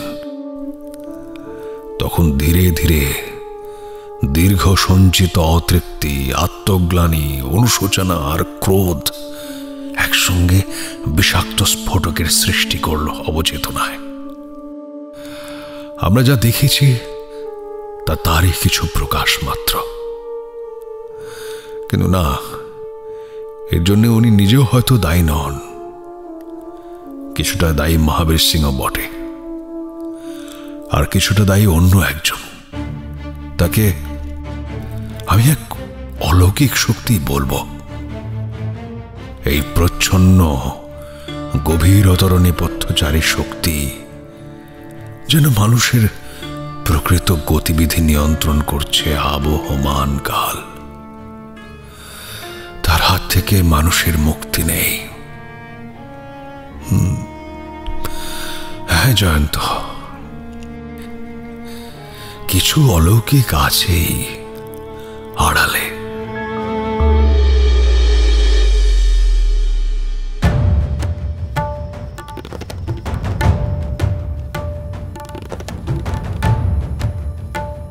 আজ কাহনে শুনলেন শ্রদ্ধেয় সৈয়দ মুস্তাফা সিরাজের কর্নেল সিরিজের কাহিনী প্ল্যানচেট রহস্য অন্তিম পর্ব। কর্নেলের ভূমিকায় ছিলেন অর্পণ কুমার শর্মা। গল্প পাঠে ও অন্যান্য চরিত্রে ছিলেন অর্ণব, সুদীপ্ত, উজ্জ্বল, অলিভিয়া, সোমক, সঞ্জয়, কৃষ্ণময়, শ্রাবণী, বুবাই, অভিষেক এবং আমি অপরূপা। সম্পাদনা Olivia. Colonel theme music Subhabrata. আবহ ও সমগ্র পরিচালনা আর.জে. অর্ণব। লেখক পুত্র শ্রী অভিজিৎ সিরাজ এবং শ্রী অমিতাভ সিরাজকে অসংখ্য ধন্যবাদ আমাদের এই প্রচেষ্টায় আমাদের পাশে থাকার জন্য।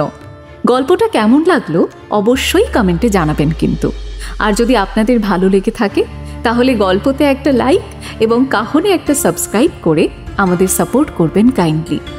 আগামী সপ্তাহে আরও একটি দুর্দান্ত গল্প নিয়ে ফিরবে কাহন। সাহিত্য দীর্ঘজীবী হোক।